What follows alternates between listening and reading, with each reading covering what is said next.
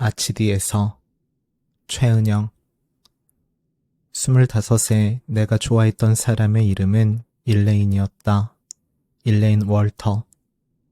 주홍빛 머리칼에 회색과 초록이 섞인 눈동자, 연보라색 비키니를 입고 내가 일하던 해변의 파라솔 그늘에 하루 종일 누워서 책을 읽던 사람. 그녀는 한 달간 우리 동네에서 휴가를 보냈다. 첫 데이트 날 나는 일레인의 귀여운 포르투갈어 악센트와 얇고 보드라운 입술의 촉감, 약간 찡그리며 웃는 표정에 빠졌다. 무채색 면바지와 파스텔 계열의 시폰 블라우스 밖으로 보이는 검붉게 그을린 피부, 플립플롭 샌들에서 삐져나온 기다란 발가락에서 눈을 뗄 수 없었다. 3주간의 데이트 후 일레인은 떠났다. 나는 그녀가 베고 자던 베개를 안고 오지 않는 잠을 자려고 노력했다. 베개에서는 라벤더와 파우더 향이 섞인 일레인의 향기가 났다. 나는 반년 동안 일레인에게 메일을 보내고 스카이프로 영상통화를 걸었다. 처음에는 금방 오던 답신이 점점 뜸해졌고 온라인 상태로 표시되어 있는데도 전화 연결이 잘 되지 않았다. 10번 전화를 걸어서 한 번 연결이 되더라도 시험 공부하느라 바쁘다거나 급히 가야 할 곳이 있다며 그녀는 1분도 되지 않아 전화를 끊었다. 친구들은 내가 미쳤다고 했다. 그만 잊으라고. 정신이 어떻게 된 거 아니냐고 웃었다. 가끔은 그 애들을 따라 나도 웃었는데 내가 생각해도 말이 안 되는 일이어서였다. 일레인이 내 전화를 끝까지 받아주지 않았던 3월의 어느 밤, 나는 일레인의 나라 아일랜드로 가는 비행기표를 끊었다. 물론 그녀는 그 사실을 알지 못했다.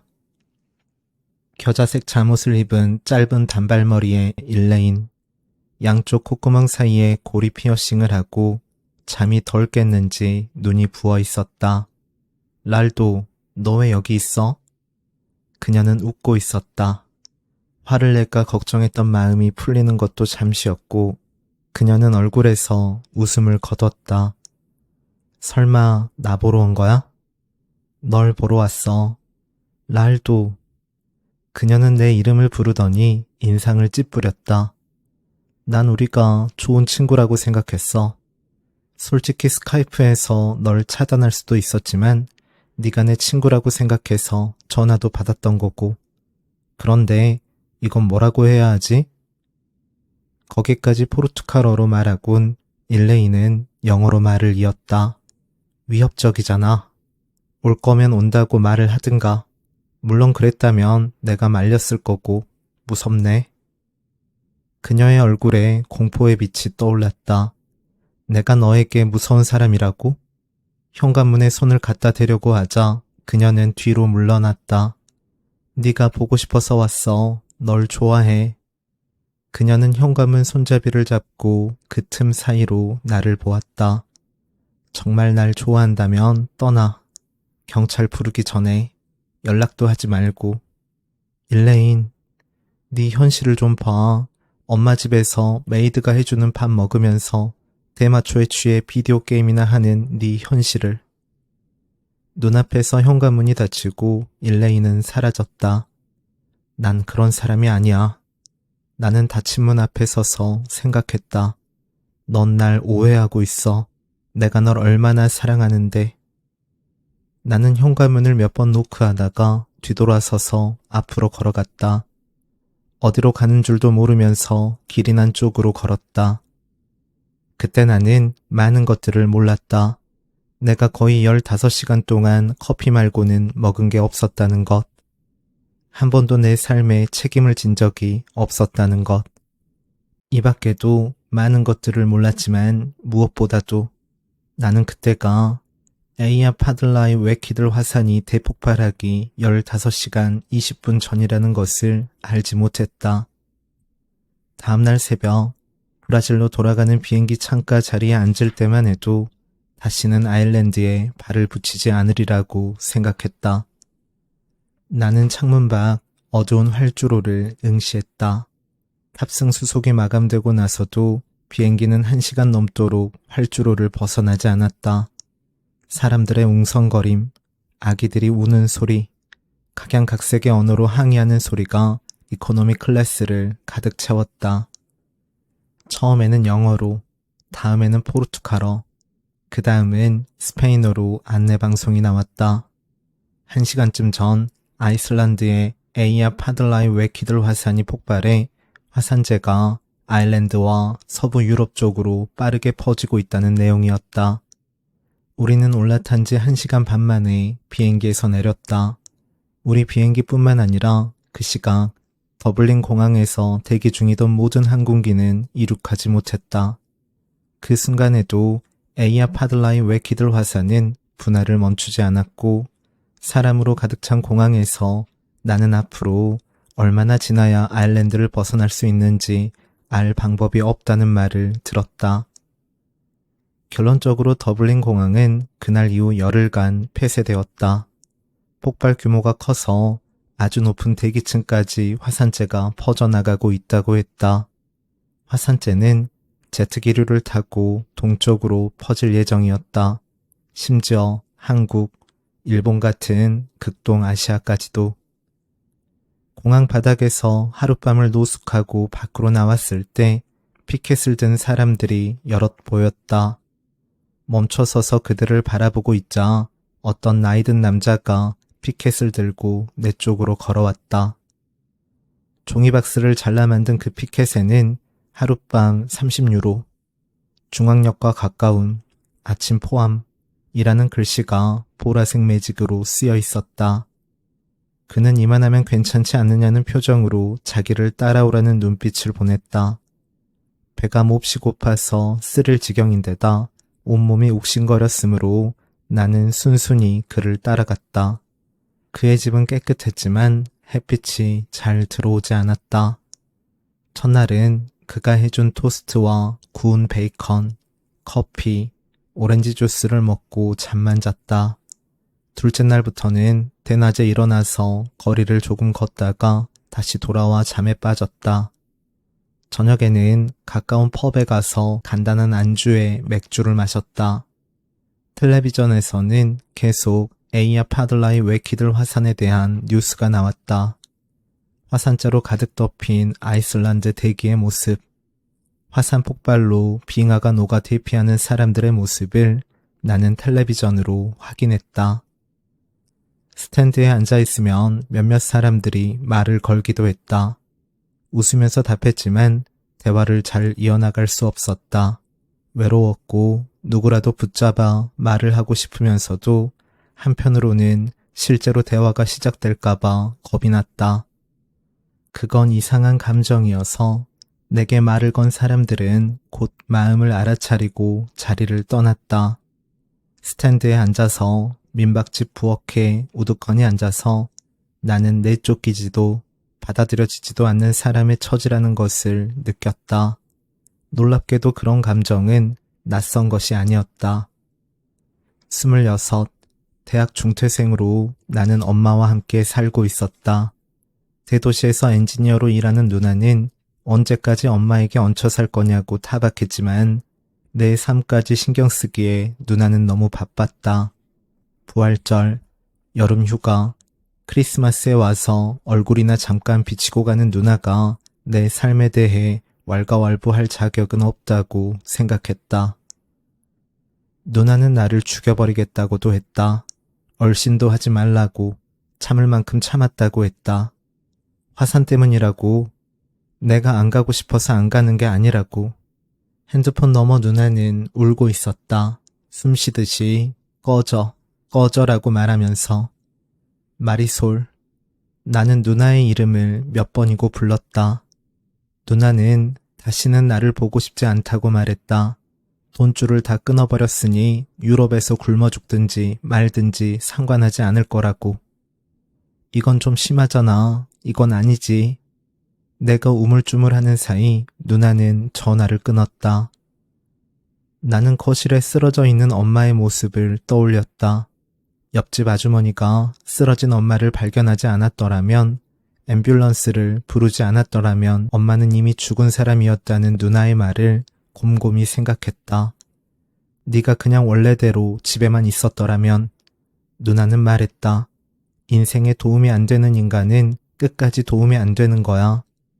약물 알레르기로 인한 쇼크였고 엄마는 입원실로 옮겨져 안정을 취하고 있다고 했다. 엄마의 핸드폰은 꺼져 있었다. 놀란 마음을 추스르려고 펍에 가서 맥주를 마셨다.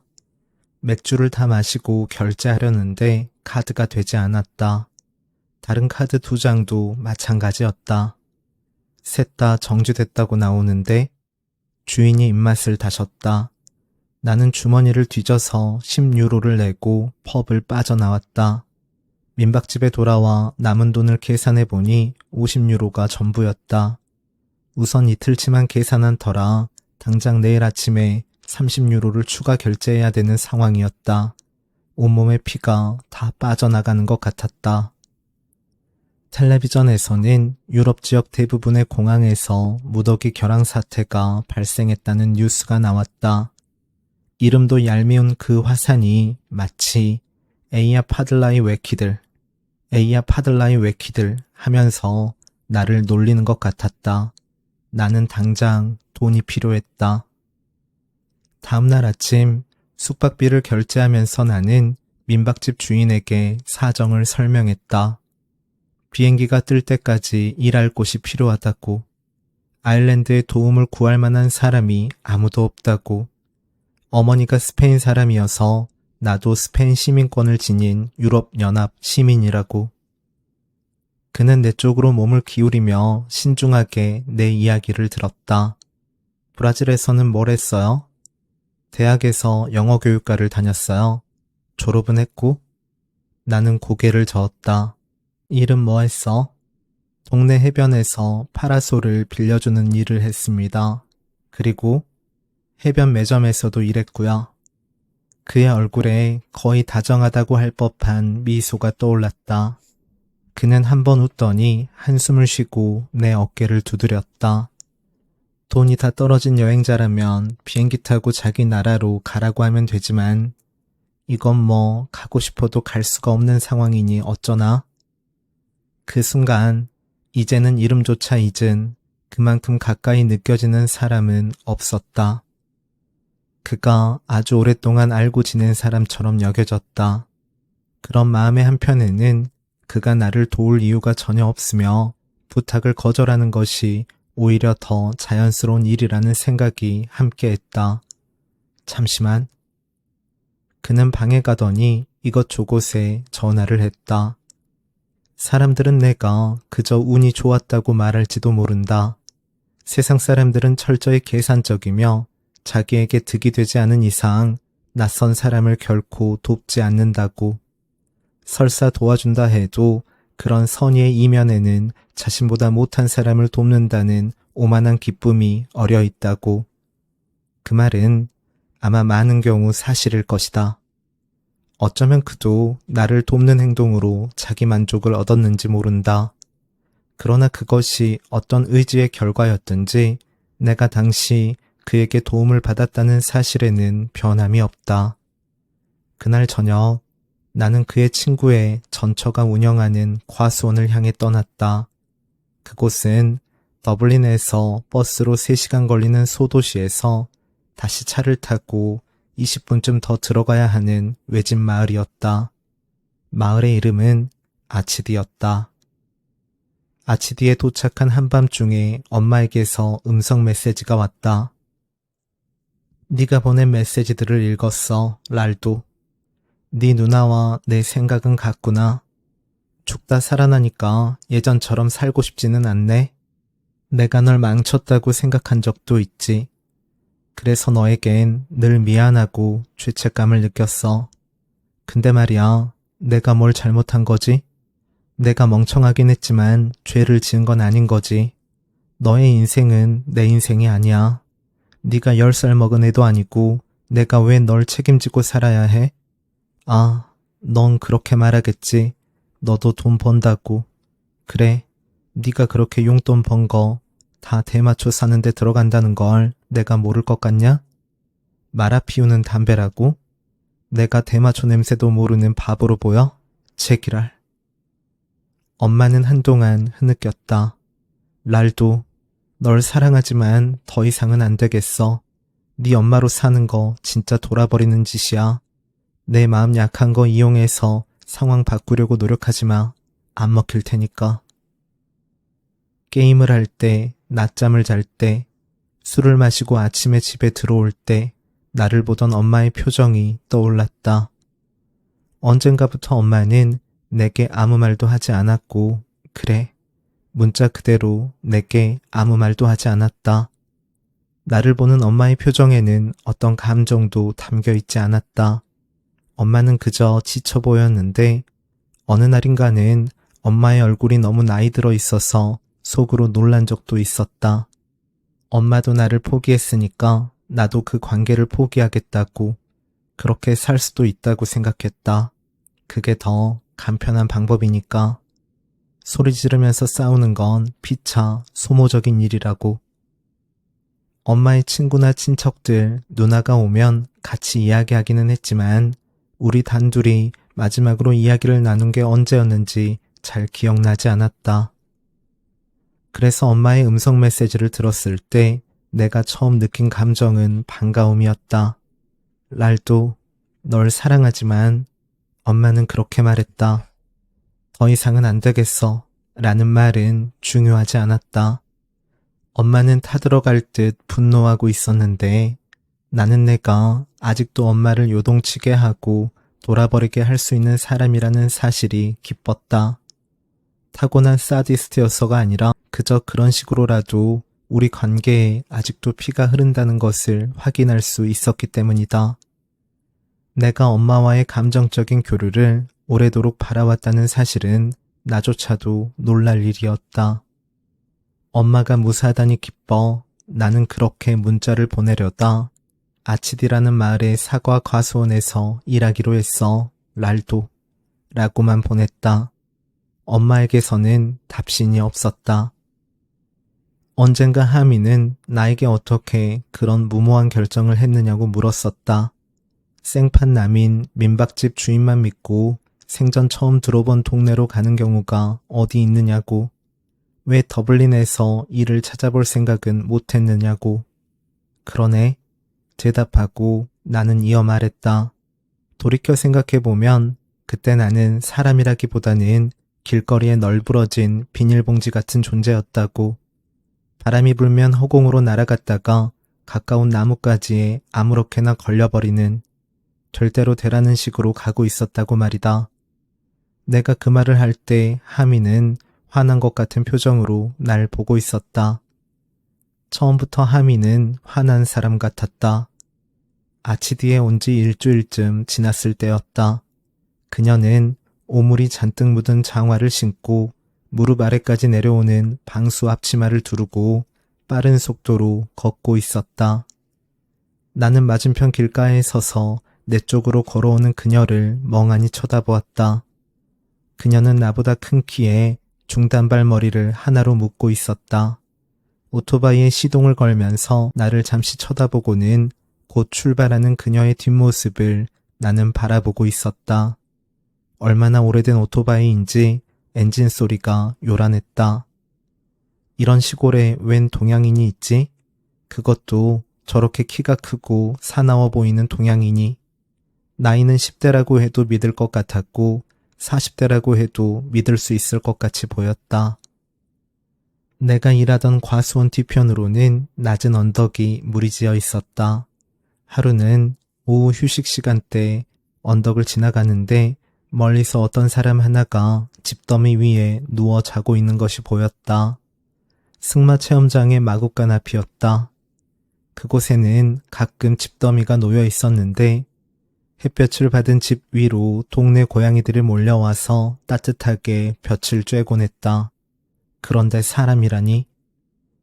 울타리 문이 열려 있어서 가까이 다가가니 저번에 보았던 동양 여자가 고양이 3마리와 함께 집더미 위에 대자로 누워서 침을 흘리며 잠을 자고 있었다. 삼색 고양이 한 마리는 아예 그녀의 배 위에 앉아서 졸았다. 그 모습을 보고 있자니 나도 아무데나 누워 잠을 자고 싶었다. 실로 사람을 노곤하게 하는 봄볕이었다. 눈앞에 보이는 모든 것들이 현실처럼 느껴지지 않았다.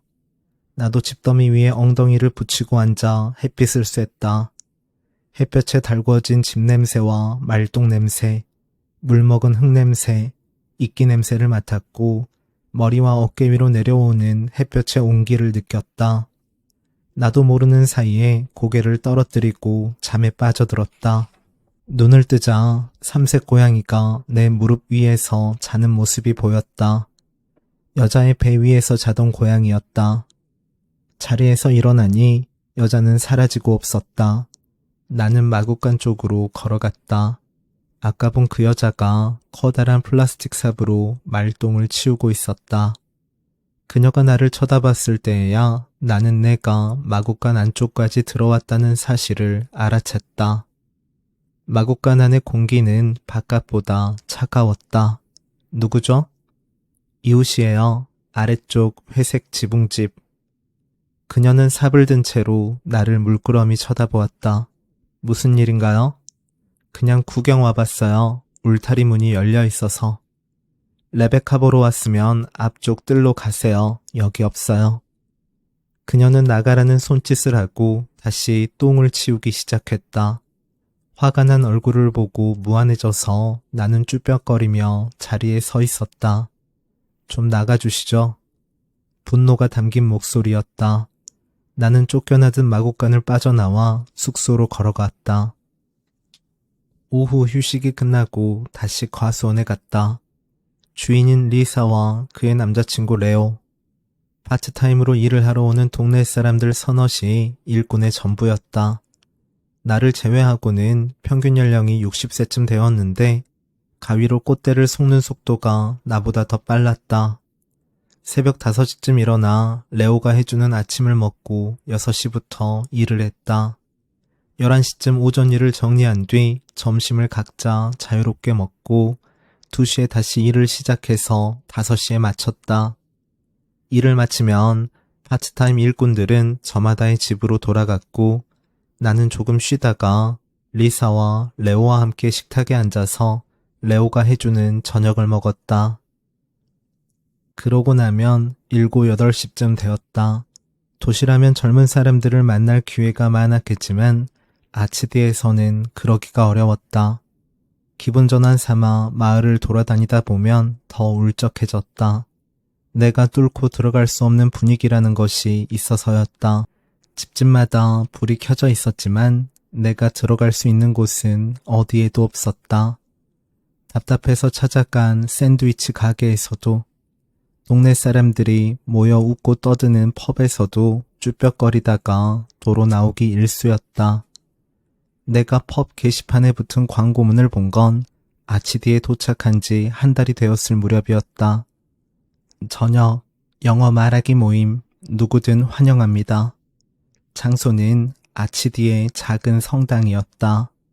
외국인들을 그런 식으로 꿰어서 종교를 강요하려 한다고 생각했지만 이틀 뒤 나는 그곳으로 향했다. 하루 8시간을 꼬박 사과나무만 바라보고 있노라면 눈을 감아도 보이는 것이라고는 사과나무와 전지 가위뿐이라면 말수가 적은 중년 커플과의 저녁 시간마저도 기다리게 되는 정도의 외로움에 빠져 있노라면 한 달은 견딜 수 없을 정도로 긴 시간으로 느껴지기 마련이므로 내게는 시간을 흘려보낼 구멍 같은 것이 필요했다. 오래된 성당은 온기를 잃은 듯 했다. 회색돌을 쌓아 만들어 차가워 보였고 한눈에 보아도 이미 사람들의 발길이 끊긴 곳 같았다. 예배당에는 작은 고상 하나가 걸려 있었다. 우리는 예배당 옆 응접실에 동그랗게 의자를 두고 모여 앉았다. 스탠드를 하나 켜고 가운데 빈자리에는 초를 한 자루 올려놓았다. 나는 젊은 남자에게서 핫초코를 한 잔 받아들고 자리에 앉았다. 저는 조반니입니다. 젊은 남자가 말했다. 이번 봄부터 이 모임을 시작했고요. 오늘 새로운 분이 오셨네요. 돌아가면서 자기소개할까요? 나는 그곳에서 마케도니아에서 오페어로 온 니코, 헝가리에서 오페어로 온 이레네, 조지아에서 와 농장에서 일하는 아냐의 자기소개를 들었다. 다들 모임을 몇 번 해서인지 이 말을 다시 해야 하나? 라는 표정으로 웃으며 자기 이야기를 했다. 나도 내 이야기를 했다. 이름은 에두아르두. 보통은 랄도라고 불린다. 고향은 브라질이고 이곳에 온 지는 한 달이 되었다. 사과 과수원에서 일하고 있다. 대학에서 영어 교육을 전공했는데 졸업은 하지 못했다. 다들 나를 호의적으로 바라보던 모습이 떠오른다. 아치디에 온 뒤 거의 매일 느꼈던 벽 같은 것이 그곳에는 존재하지 않았다. 모두 들을 준비가 되어 있었고 그건 나도 마찬가지였다. 우린 모두 비슷한 처지였으니까. 말을 계속 이어나가려는데 응접실 문이 열렸다. 마구간에서 보았던 동양 여자가 그곳에 서 있었다. 여자는 나를 한번 보더니 안으로 들어왔다. 에두아르두, 하민을 위해서 다시 말해줄 수 있어요? 조반니가 물었다. 그녀는 자리에 앉아서 팔짱을 끼고 나를 쳐다보았다. 여전히 화나 보이는 얼굴이었다. 나는 그녀의 시선을 피하려고 노력하면서 다시 내 소개를 했다. 그럼 우리끼리는 서로 다 아니까 하민이 에두아르도에게 자기소개를 해봐요. 해야 돼요? 그녀는 그렇게 말하고 나를 쳐다보았다. 내 이름은 하민, 한국 사람이야. 아일랜드로 온 지 1년쯤 됐어. 처음엔 영어도 배우고 야채 가게에서 일하다가 지금은 마곡간에서 일해. 북한이야, 남한이야? 나도 모르게 그 말이 나와서 나는 슬며시 입을 다물었다. 남쪽이라고 해서 따뜻한 나라는 아니고. 그렇게 말하는 그녀의 얼굴에 처음으로 적개심이 없는 표정이 어렸다. 사람들은 돌아가면서 지난 일주일 동안의 이야기를 했다. 영어로 말하는 능력은 제각각이었는데 말을 가장 잘하는 니코는 천천히 말하려고 노력했고 아냐도 사전에서 단어를 찾아가며 떠듬떠듬이나마 자신이 전하고자 하는 말을 했다. 이곳에서의 생활을 말하다 보면 약속이라도 한 것처럼 자연스럽게 떠나온 곳의 이야기를 하게 되었다. 무슨 일을 했는지, 그곳에 대한 감정은 어떤지 같은 것들이었다. 나도 브라질에서의 삶에 대해 이야기했다. 별다른 직업도 없이 엄마 집에 얹혀 살았다는 이야기를.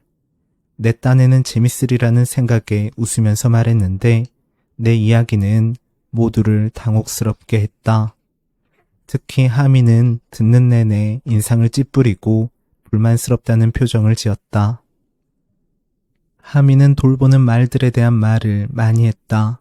전부 8마리인데 가장 말을 듣지 않는 게으른 녀석과 나이가 제일 많은 녀석은 손님이 8명 되지 않는 이상 언제나 제외된다고. 이건 비밀인데 사실 자기는 그 두 녀석이 가장 좋다고. 그 중에서도 게으른 녀석이. 왜 말썽을 피우는 거냐고 다그치면서도 속으로는 응원하고 있다고 했다.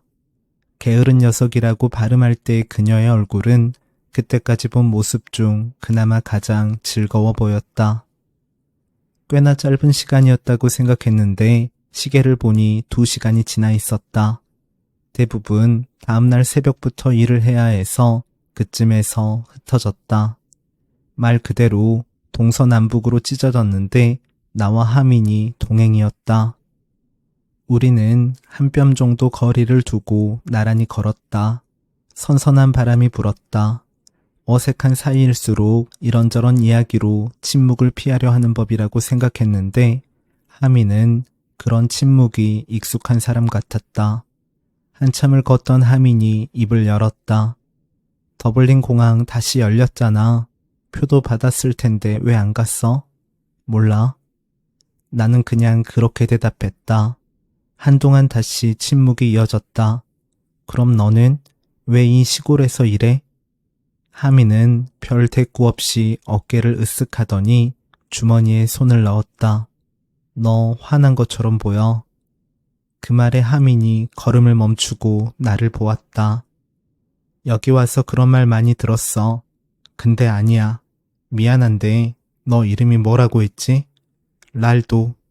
그래 랄도. 나 화 안 났어. 오해 마. 그 말을 하던 하민의 표정을 어떻게 묘사할 수 있을까? 하민은 내 말에 상처받은 것처럼 보였다. 그런 오해를 받은 게 당황스러워 어떻게든 해명해야 한다는 조급함까지 느껴졌다. 내가 아시아인들을 많이 못 봐서 그랬을 거야. 그래, 그럴 거야. 그녀는 메마른 표정으로 나를 보았다. 우리는 한동안 말없이 걷다가 하민의 집 앞에 다다랐다. 심심하면 연락해. 정말 심심하면. 나는 주머니에서 볼펜과 종이 조각을 꺼내 내 연락처를 적었다. 하민은 팔짱을 낀 채 우리가 걸어온 길 쪽을 돌아보고 있었다. 나는 연락처를 적은 종이를 그녀에게 건넸다. 화가 난 것처럼 보인다는 말을 한 게 걸리기도 했지만 그보다는 무척 외로웠던 탓이 컸던 것 같다.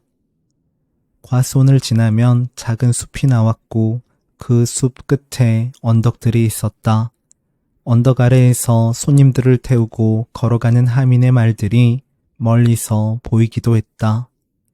근처에 큰 강이 있는 데다 언덕이 있어서인지 아치 뒤에는 자주 안개가 꼈다. 보통은 아침 9시 정도가 되면 거쳤는데 심할 때는 11시가 지나도록 사라지지 않았다. 그럴 때면 눈앞의 나뭇가지만이 볼 수 있는 것의 전부여서 우리는 손목에 작은 방울을 달고 일했다. 가위를 든 서로를 방울 소리로 피해갈 수 있도록. 차츰 안개가 걷히고 세상이 눈에 들어올 때면 나는 이상한 안도를 느꼈다. 나는 침묵 속에서 일했다. 나무 아래쪽 가지를 치는 건 어렵지 않았지만 위쪽 가지를 칠 때는 사다리를 타고 올라가야 했다.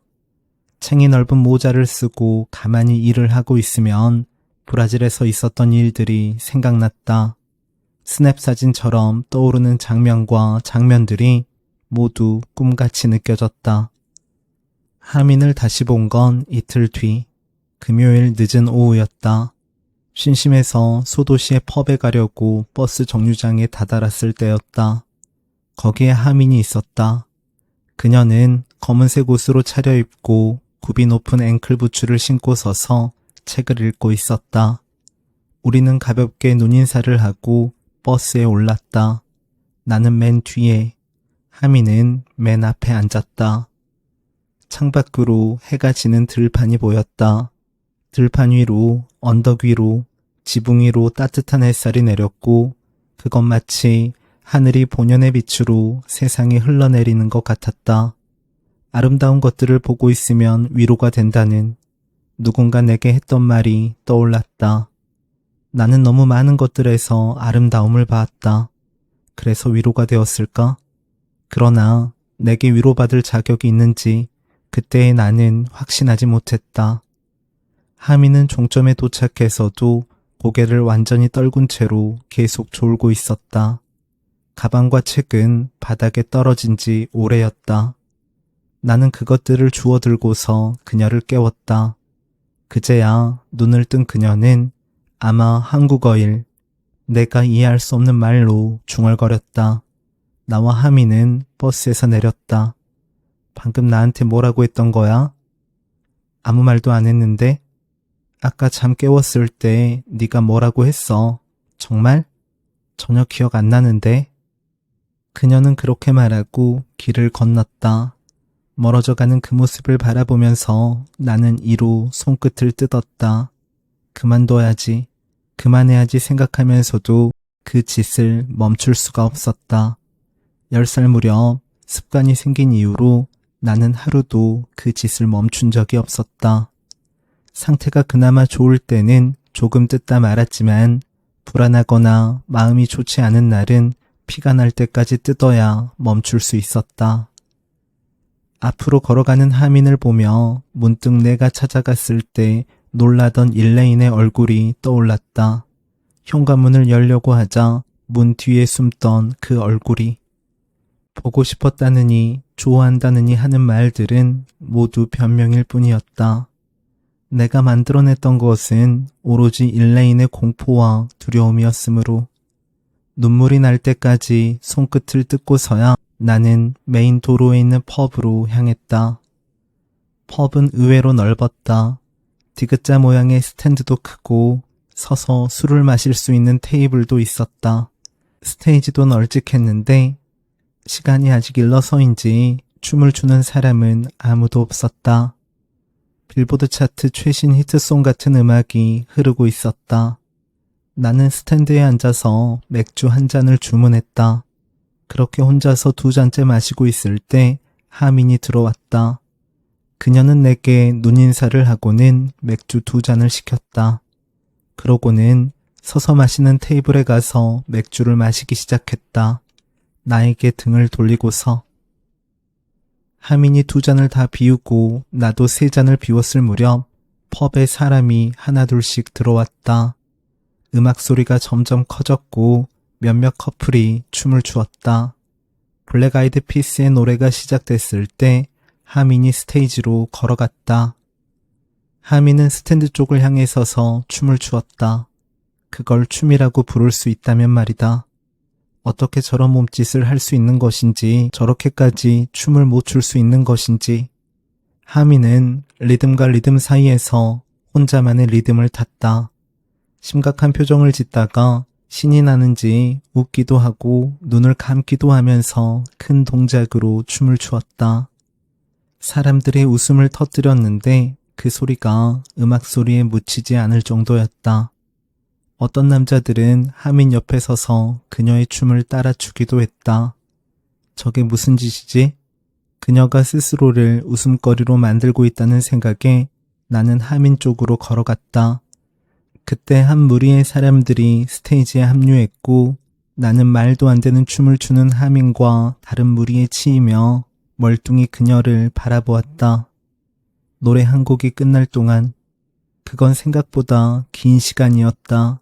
사람들의 움직임에 이리저리 떠밀리면서 하민을 향해 큰 소리로 웃는 사람들의 목소리를 들으면서 맥주를 마셔 약간은 몽롱해진 정신으로 그곳에서 나는 엉망으로 춤을 추는 하민을 보았다.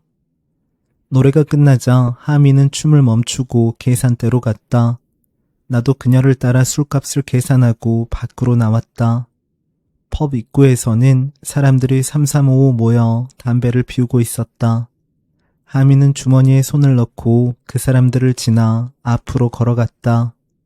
너 자주 이러니? 나는 그녀를 따라가며 물었다. 자주? 뭘? 여기서 혼자 춤추는 거. 추고 싶을 때 와서 춰. 여기서만 추는 건 아니고. 집에 가? 버스 타고 가야지. 그렇게 말하고 그녀는 정류장 쪽으로 뛰어갔다. 우리는 때마침 도착한 버스에 올라탔다. 주말을 앞둔 가벼운 공기, 웃음, 차창으로 들어오는 산뜻한 밤바람이 버스 안을 가득 채웠다. 우리는 버스 앞쪽에 나란히 섰다. 버스가 출발하고 얼마 지나지 않아 그녀가 입을 열었다. 너 왜 여기 있어? 그 말을 하는 그녀의 얼굴이 피곤해 보였다. 눈에는 핏발이 서 있었고 턱에는 붉은 뾰루지 2개가 보였다. 나는 재미있는 이야기랍시고 웃으면서 말했다. 말했잖아. 여자친구 일로 왔다가 화산이 터졌다고. 그 와중에 엄마는 쓰러지고 카드는 정지되고 돈은 안 주겠다고 하고 그래서 여기 있지. 시시한 우연들 때문에. 응, 난 그게 전부란 거 안 믿지만. 그런 너는? 내 말에 그녀는 심술궂은 표정으로 웃었다. 네가 궁금해하니까 말해주기가 싫으네. 그럼 관둬. 하민은 무표정한 얼굴로 차창을 바라보았다. 검은 차창으로 빛에 반사된 그녀와 내가 보였다. 어둠 속에서 흰 개 한 마리가 버스를 쫓듯이 빠른 속도로 달리고 있었다. 그 주말 내내 비가 내렸다. 나는 오래 잠을 자고 일어나 창밖을 보다 다시 잠을 잤다. 요란한 소리에 현관문을 열고 밖을 보니 언덕 위로 선명한 번개가 내리치고 있었다. 짧은 간격을 두고 천둥이 쳤고 뒤이어 다시 번개가 내리쳤다. 나는 지붕 아래에서 홀린 듯이 그 모습을 보았다. 땅에서는 뜨거운 블랙티 냄새가 났다. 비가 들이쳐 옷이 젖는 줄도 모르고 나는 내 몸에서 빠져나온 사람처럼 그곳에 앉아 있었다. 너 왜 여기 있어? 하미는 그렇게 물었었다. 몰라. 나는 입술을 움직이며 그 말을 했다. 엄마도 예전에는 그런 말을 했었지. 그나마 내게 인간적인 기대가 남아 있었을 때는. 너 왜 여기 있어? 그 말 이후에는 언제나 싸움이었다. 나를 좀 내버려 두라고 말했을까? 들이치는 비를 맞으며 나는 엄마의 그 말을 떠올렸다. 랄도, 너 왜 여기 있어? 나를 보던 일레인의 회색과 초록이 섞인 눈동자를 떠올렸다. 네가 보고 싶어서. 그렇게 답했지만 그날 지붕 아래에 앉아서 나는 그때의 내 대답이 옳았는지 확신할 수 없었다. 너 왜 여기 있어? 별다른 직업 없이 엄마 돈으로 살아왔다고 웃으며 말하는 거 보면서 처음에는 조금 화가 나더라. 근데 넌 자꾸 웃잖아. 웃을 일이 아닌데도 웃잖아. 하미는 펍에서 돌아오던 버스에서 무표정하게 말했다. 심심하면 연락해. 나도 연락할게. 그 말을 하기 전 그녀는 버스 손잡이를 잡고 있던 내 손을 보았다. 내 손가락들로부터. 그녀는 자연스럽게 시선을 돌리려고 노력했다. 나는 현관 앞 콘크리트 바닥에 누웠다. 가장 오래 방에서 나가지 않은 기록은 한 달이었다. 암막 커튼을 쳐놓은 채 최소한의 음식과 물을 먹고 누워만 있었다. 누구보다 대학을 졸업하고 싶었다. 클럽에 가서 춤을 추고 싶었고 새로운 사람들을 만나고 싶었다. 집 밖으로 나가 삶을 살고 싶었다. 하지만 진심을 말하는 것보다는 뻔뻔하고 게으른 사람이 되는 편이 쉬웠다. 가볍고 한심한 사람처럼 보이는 정도가 가장 좋았다. 랄도, 너 왜 여기 있어? 나는 양쪽 주먹을 움켜쥐고 뻣뻣하게 누워 대답했다. 나갈 수가 없었으니까. 그러고 싶었는데도 그럴 수가 없었으니까. 그랬으니까요, 엄마. 나는 20 이후의 삶에 만족했다. 나는 20 이후의 삶에 만족했다.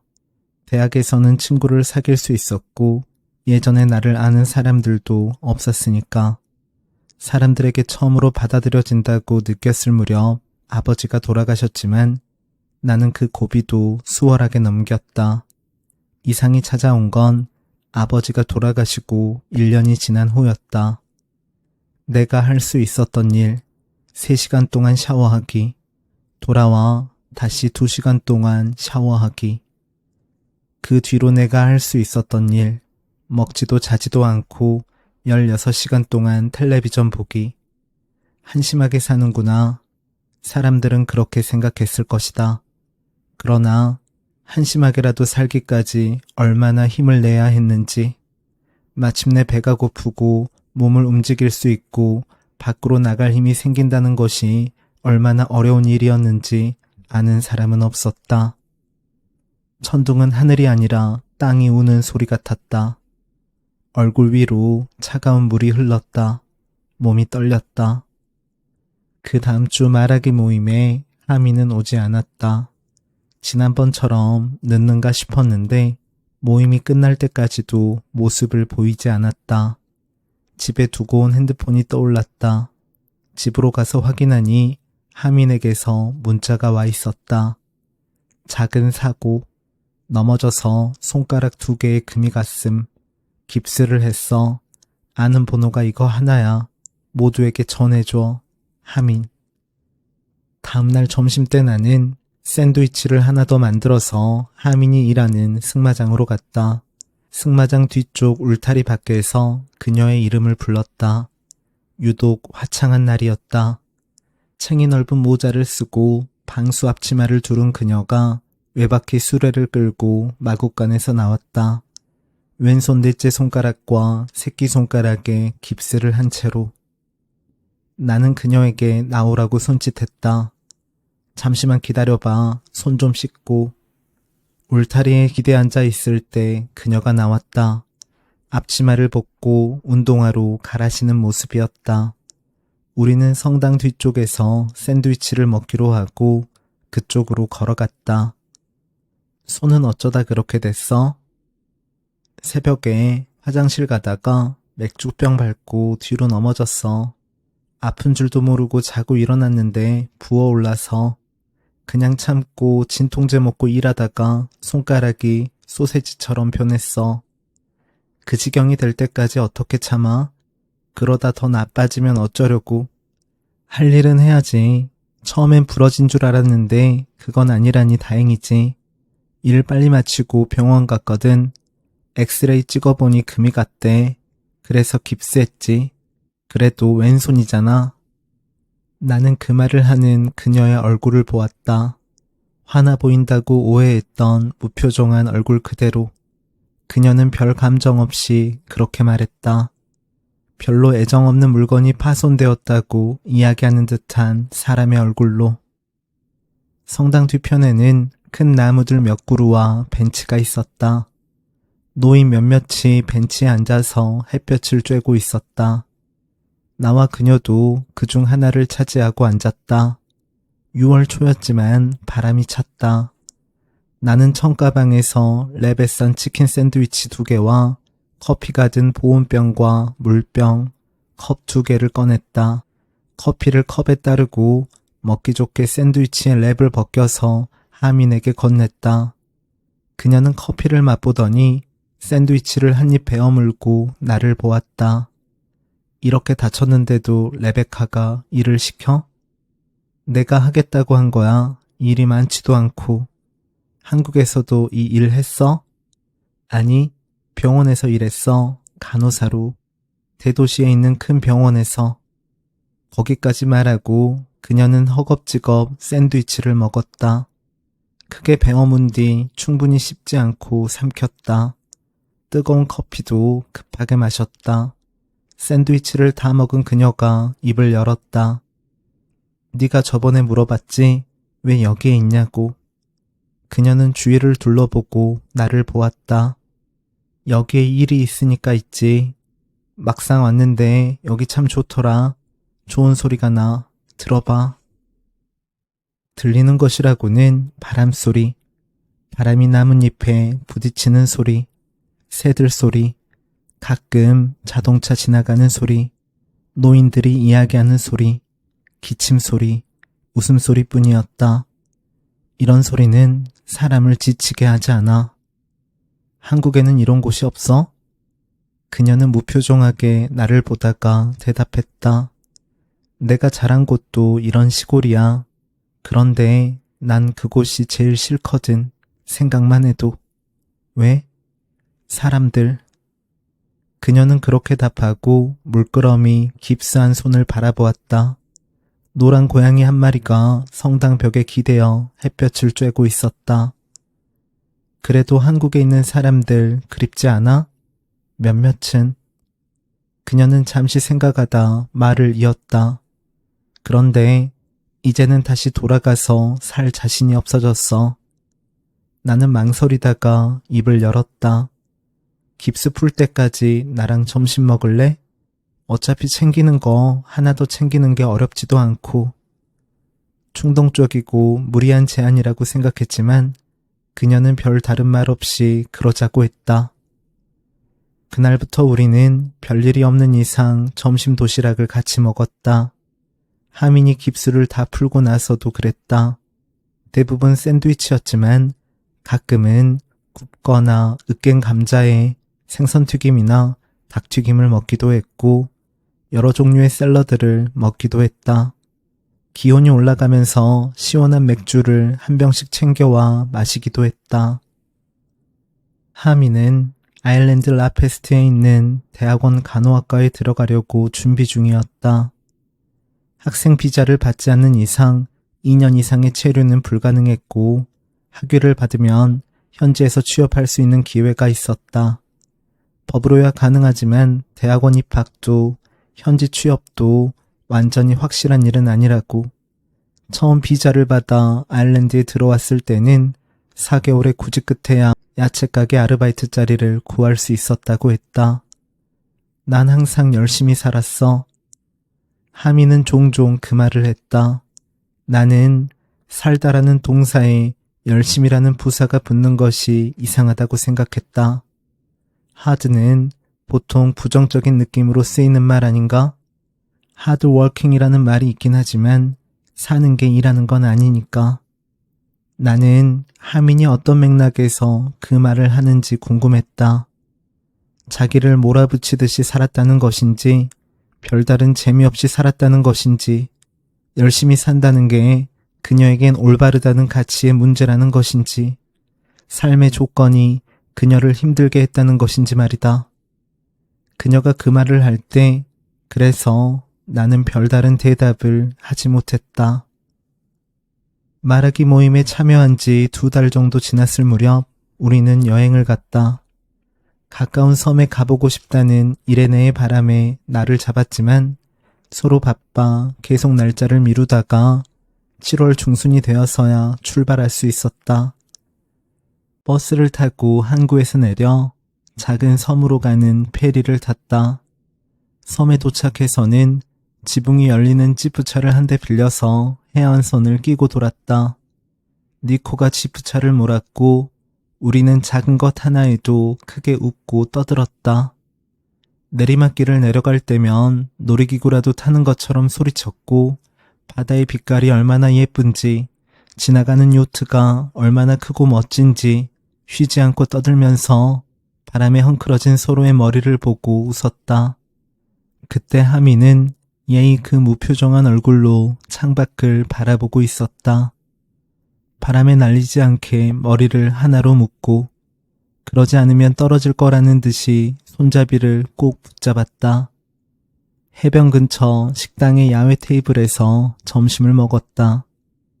푸른색 흰색의 체크무늬 비닐 식탁보가 바닷바람이 불 때마다 펄럭였다. 공기에 바다 냄새가 섞여 있었다. 기다란 테이블에 우리는 일렬로 앉아서 바다를 보며 점심을 먹었다. 오목하게 들어선 작은 백사장에 흰 파라솔이 드문드문 보였다. 파도가 거셌다. 어디 아파? 아냐가 하민에게 물었다. 아니, 안 아파. 하민, 넌 좀 쉴 필요가 있어. 그 말을 한 사람은 이레네였다. 나는 하민의 얼굴을 바라보았다. 선크림을 대충 발라서 군데군데 흰 얼룩이 진 지쳐 보이는 얼굴. 그래, 좀 쉬어. 긴장한 것처럼 보여. 어깨 좀 펴고 숨을 쉬자. 조반니가 이레네의 말을 거들었다. 호의와 염려가 깃든 말이었다. 포크로 밥을 뒤적이던 하민이 입을 열었다. 나 긴장한 거 아냐. 신경 쓸 것 없어. 그렇게 말하고 하민은 밥을 입에 넣었다. 말을 건넨 사람들이 머쓱해질 정도로 건조한 말투였다. 제가 밤마다 술을 마셔서 그래. 숙취 때문이지 뭐. 내가 말했다. 하민이 그래? 아냐가 하민을 보고 웃었다. 말도 마. 얼마나 술을 사랑하는지. 나는 손을 휘휘 저으면서 하민을 보았다. 하민은 표정을 풀고 나를 향해 웃었다. 사실이야. 하민이 말했다. 랄도랑 하민이 좀 친해졌구나. 이레네가 말했다. 전혀 아닌데. 하민은 그렇게 말하고 나를 보았다. 특유의 심술궂은 웃음을 지으면서. 전날 비가 와서 바람이 평소보다 시원했다. 우리는 해변에 비치 타월을 깔아놓고 햇볕을 받으며 파도 소리를 들었다. 검은 비키니를 입은 하미는 엎드려 잤다. 키에 비해 비치 타월이 짧아서 타월 밖으로 발이 삐죽 나와 있었다. 그녀는 자다가 가끔씩 잠꼬대를 했다. 누군가와 대화하듯이 말을 하면서 웃기도 하고 인상을 쓰기도 했다. 그럴 때 그녀는 예의 내가 알아들을 수 없는 언어로 말을 했다. 영어를 배울 때 교수는 우리에게 생각도 영어로 하라고 조언했다. 의식적으로 노력해도 결국 나는 포르투갈어로 생각했다. 영어로 말을 할 때에도 머릿속에서 포르투갈어 문장이 먼저 구성되었다. 나는 내가 어디에 살아있든 살아있는 한 영원히 포르투갈어를 벗어날 수 없으리라는 것을 알았다. 포르투갈어로 생각하고 포르투갈어로 꿈을 꾸고 포르투갈어 안에서 산다. 하민 또한 그렇겠지? 한국어로 생각하고 한국어로 꿈을 꾸고 한국어 안에서 살 것이다. 자신의 모국어를 조금도 이해하지 못하는 사람들에게 둘러싸여서 살아갈 삶을 선택했지만 그 선택과 무관하게도 그녀는 언어의 국경을 마음대로 벗어날 수 없다. 응, 그건 확실히 제한된 조건일 거야. 언젠가 그녀는 그렇게 말했다. 자고 있는 하민을 두고 우리는 바다에 나가 놀았다. 여자아이들은 웅크리고 앉은 내 어깨를 밟고 일어서서 바다로 점프했다. 별것도 아닌 그 놀이에 우리는 배가 아프도록 웃었다. 어릴 때 어른의 어깨를 밟고 올라가서 이렇게 놀았던 일이 떠올랐다. 학교도 다니기 전 아주 어렸을 때 그렇게 놀면서 잘 노는 모습을 가족들에게 보여줘야겠다고 생각했던 마음이 기억났다. 엉뚱하고 철딱선이 없는 말도 안 되는 이야기로 모두를 웃게 하는 막내 랄도. 그런 역을 맡으려고 노력했던 내 모습이 나는 모두를 실망시켰지. 그런 생각을 할 때면 누군가가 내 배를 걷어찬 것처럼 아팠다. 백사장과 파도에 햇빛이 반사되어 눈에 보이는 모든 것이 눈부셨다. 멀리 잠에서 깨어 앉아있는 하민의 모습이 보였다. 하민, 이리로 와. 하민은 우리를 보고 손을 흔들었다. 다리를 앞으로 펴고 편안한 자세로 앉아서 그녀는 우리를 구경했다. 멀리 있어서 얼굴이 제대로 보이지 않았는데도 웃고 있다는 것을 알 수 있었다. 그 모습을 보면서 그녀가 한없이 가깝게 느껴졌다. 이건 순간일 뿐이겠지. 결론적으로 그건 사실이었지만 멀찍이 앉아있는 그녀를 보던 순간 파도에 몸을 맡기고 앞으로 떠밀려 갈 때 해변에 앉아 우리들을 보며 경계심 없이 웃는 그녀의 얼굴을 보던 순간과 그때의 마음은 사라지지 않고 내 안에 남아있다. 친족에 대한 애정 같은 것을, 그런 애정이 어쩔 수 없이 품고 있는 따뜻한 온도에서 가슴이 무너지는 느낌을 나는 멀리서 웃고 있는 그녀를 보며 받아들였다. 그날 오후 해변을 떠날 무렵에는 모두 볼과 어깨가 붉게 익어 있었다. 우리는 다시 지프차를 타고 섬을 돌았다. 유명한 절벽 앞에 내려서 한참 동안 절벽을 내려다보기도 했다. 깎아지른 듯한 절벽 아래에는 그대로 바다였다. 그곳에 서서 우리들은 서로 겁을 주며 웃었다. 무서운 것들을 보면 웃음이 났으니까. 태양이 서서히 바다 쪽으로 내려오고 있었다.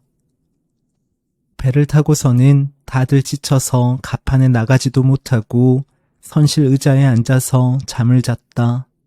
나도 잠이 들었다가 목이 말라 깼는데 해가 언제 졌는지 밖이 깜깜했다.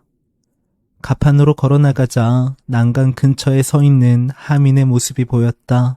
후드가 달린 흰 바람막이 옷을 입고서 하민은 배가 지나온 길을 바라보고 있었다.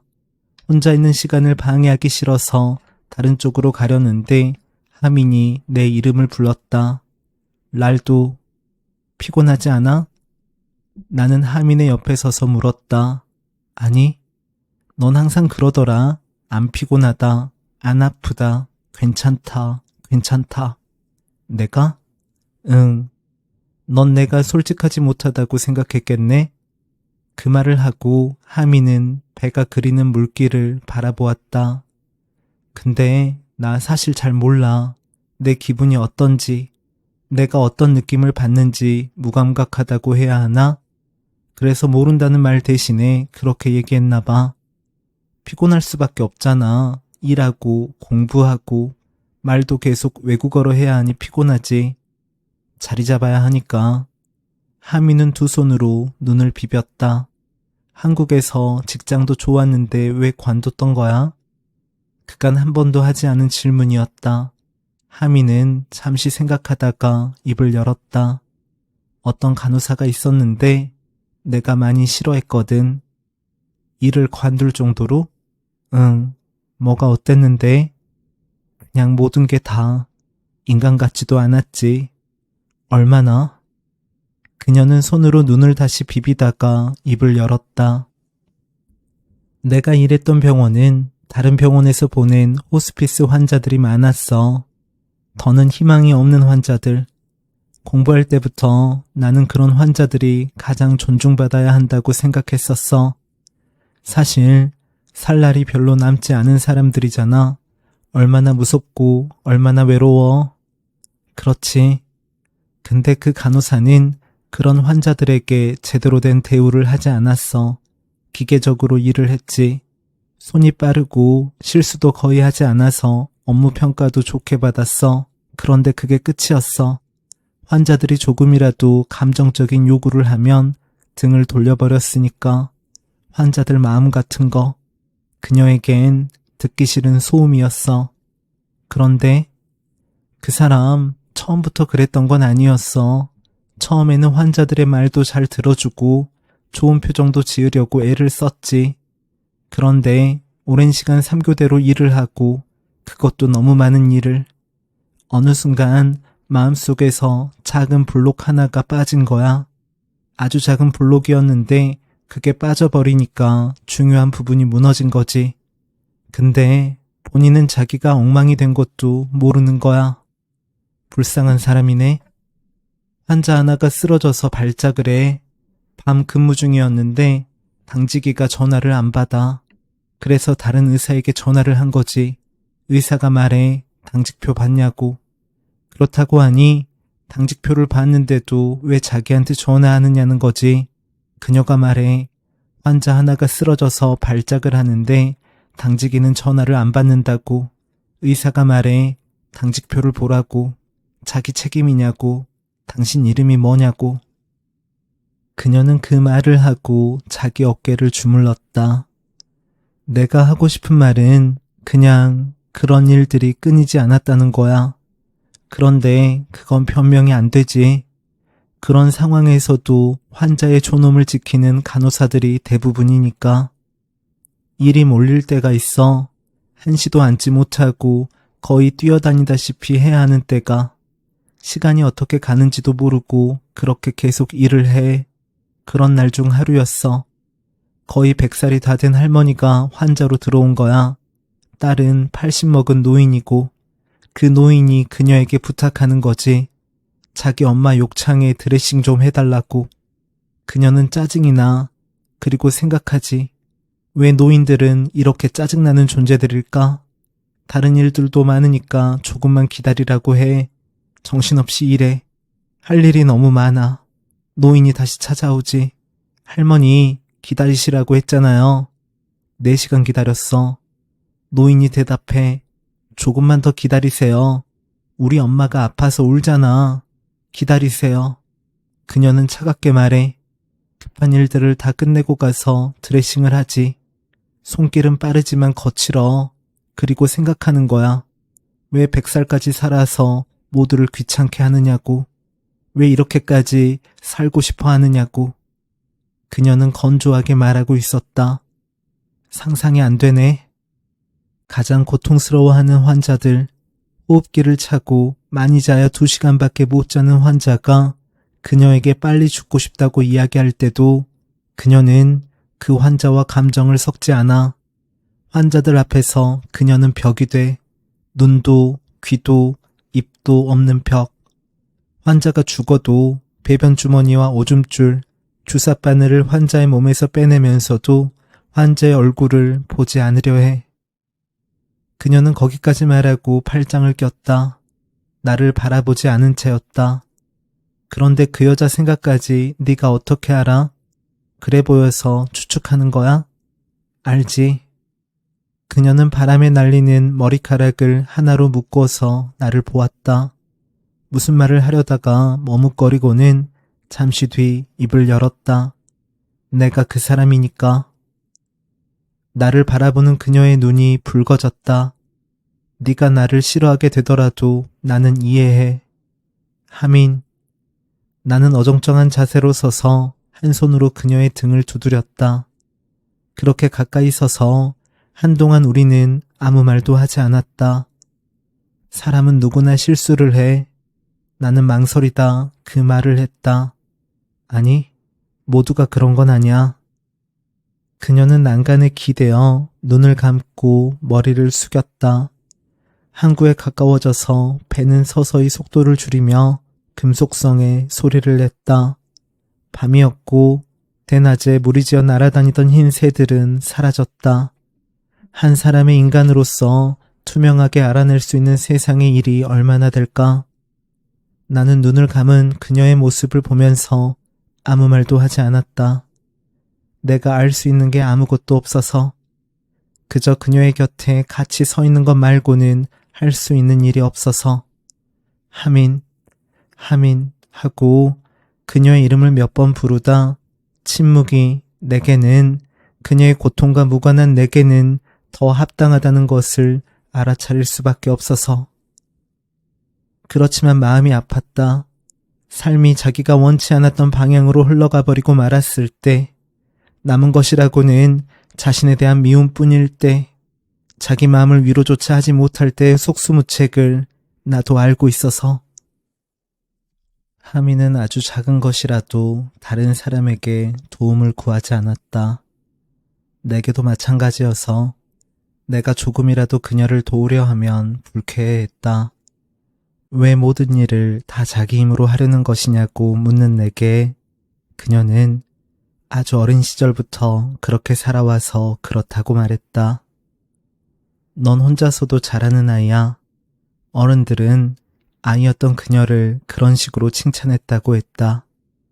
부지런한 아이, 오빠 동생에게 잘 양보하는 아이, 아무에게도 의지하지 않은 아이라는 칭찬을 받으며 그녀는 자라왔다. 그리고 그녀는 어른들의 그런 말들을 증명이라도 하듯 살아왔다고 했다. 그런 칭찬이 기뻤고 그래서 그 칭찬에 부합하는 아이가 되고 싶었던 것뿐이라고. 그녀는 말했다. 무거운 짐을 짊어질수록 박수 소리가 커진다는 것을 알아서 무리를 해서 열심히 해서 착하게 굴어서 그렇게 조그마한 칭찬이라도 받아서 사랑받는다는 느낌을 경험하고 싶었다고. 타인이 자신에게 무언가를 해줄 거라는 기대는 하나씩 버렸다고. 다른 사람에게 기대지 말자. 어린 시절부터 그렇게 다짐하며 살아왔다고. 그녀에게 삶이란 오로지 자기 스스로 감당해야 하는 것이었다. 그녀의 그런 말들을 제대로 이해하기는 어려운 일이었다. 그런 인정 욕구가 자신을 몰아붙이는 것에 대한 이유가 될 수는 없었다.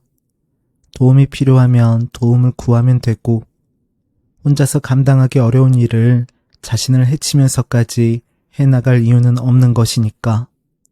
그러나 나는 입을 열어 나의 생각을 그녀에게 전하지는 않았다. 마음이 아파서였다. 1년 일찍 초등학교에 들어간 하미는 22에 간호사로 일을 시작했다. 학자금 대출을 갚으면서도 악착같이 돈을 모았다. 번 돈의 일부를 부모에게 보냈다. 자신을 위해 돈을 쓰는 일에는 언제나 죄책감이 따랐다. 25이 되던 해에 오빠가 결혼 소식을 알렸다. 여자친구가 임신을 했는데 자기 수중에 모은 돈이 없어서 당장 큰 돈이 필요하다는 말이었다. 부모는 입을 모아서 가족 일을 도와야 한다고 말했다. 가족이 돈을 떼먹는 것도 아니고 차차 갚아나갈 일 아니겠냐면서. 네가 착하잖아. 엄마는 그녀의 손을 잡고 말했다.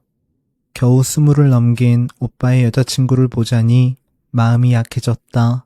그녀는 모아둔 돈의 대부분을 오빠에게 보냈다. 오빠는 대수롭지 않다는 듯이 그녀의 돈을 받았다. 오빠 자존심도 네가 좀 생각해줘. 엄마는 그렇게 말했다. 마음속에서 무언가 삐걱대는 소리가 들렸지만 무시했다. 남자는 아이를 낳으면 마음을 잡아. 엄마의 말과 다르게 그녀의 오빠는 아내가 아이를 낳자 더 밖으로 돌았다. 다니던 회사를 관두고 일자리를 알아본다면서 PC방에서 살았다. 술집에서 싸움이 붙어 사람을 구타한 오빠가 구치소에 들어갔을 때 그녀는 빌려준 돈에 대해서 완전히 체념했다. 잃어버린 거야. 그녀는 속으로 중얼거렸다. 액땜했어. 그 생각을 할 때면 이상하게 웃음이 나왔다. 술을 마시지도 않았는데 어쩐지 계속 웃게 되었다. 그녀의 이야기 속 등장인물들은 누가 제일 피곤하게 사는지 경쟁하는 사람들 같았다. 일은 믿을 수 없이 고되고 변변한 휴가도 없고 엄마라는 사람은 아들을 위한답시고 딸의 희생을 요구한다. 가장 이해하기 어려운 건 그 모든 상황을 다 받아들인 하민이었다. 하지만 나는 차마 그녀에게 왜 그렇게 살았는지 따져 물을 수도 없었다. 왜 한국을 떠나왔는지도. 그녀의 이야기를 들을 때면 브라질에서의 내 모습이, 그리고 나를 바라보던 엄마의 모습이 떠올랐다. 하민에게 아무렇지 않게 돈을 받아간 그녀의 오빠의 모습이 브라질에서의 내 모습 위로 겹쳐 보였다. 나의 누나 마리솔도 떠올랐다. 언제나 알아서 잘하고 동생 잘 챙긴다고 칭찬을 받았던 누나도 하민이처럼 외로웠을까? 누구에게도 걱정을 끼치지 않는 사람이 되려고 그녀도 애를 썼을까? 그렇게 태어난 사람은 없는 거잖아. 깊게 후회한 건 아니었다. 그러나 마음이 아픈 건 부정할 수 없었다. 엄마와 이메일을 주고받기 시작한 것도 그 즈음이었다. 비행기로 11시간 거리의 대서양은 우리에게 숨을 쉴 수 있는 공간을 주었다. 처음에는 형식적인 말을 주고받았지만 시간이 지나면서 조금 더 솔직한 이야기도 할 수 있게 되었다. 글로 이야기하는 엄마는 말을 하는 엄마와는 또 다른 사람 같았다. 일상의 작은 순간들에서 너무 많은 것을 보고 많은 것을 느끼는 사람.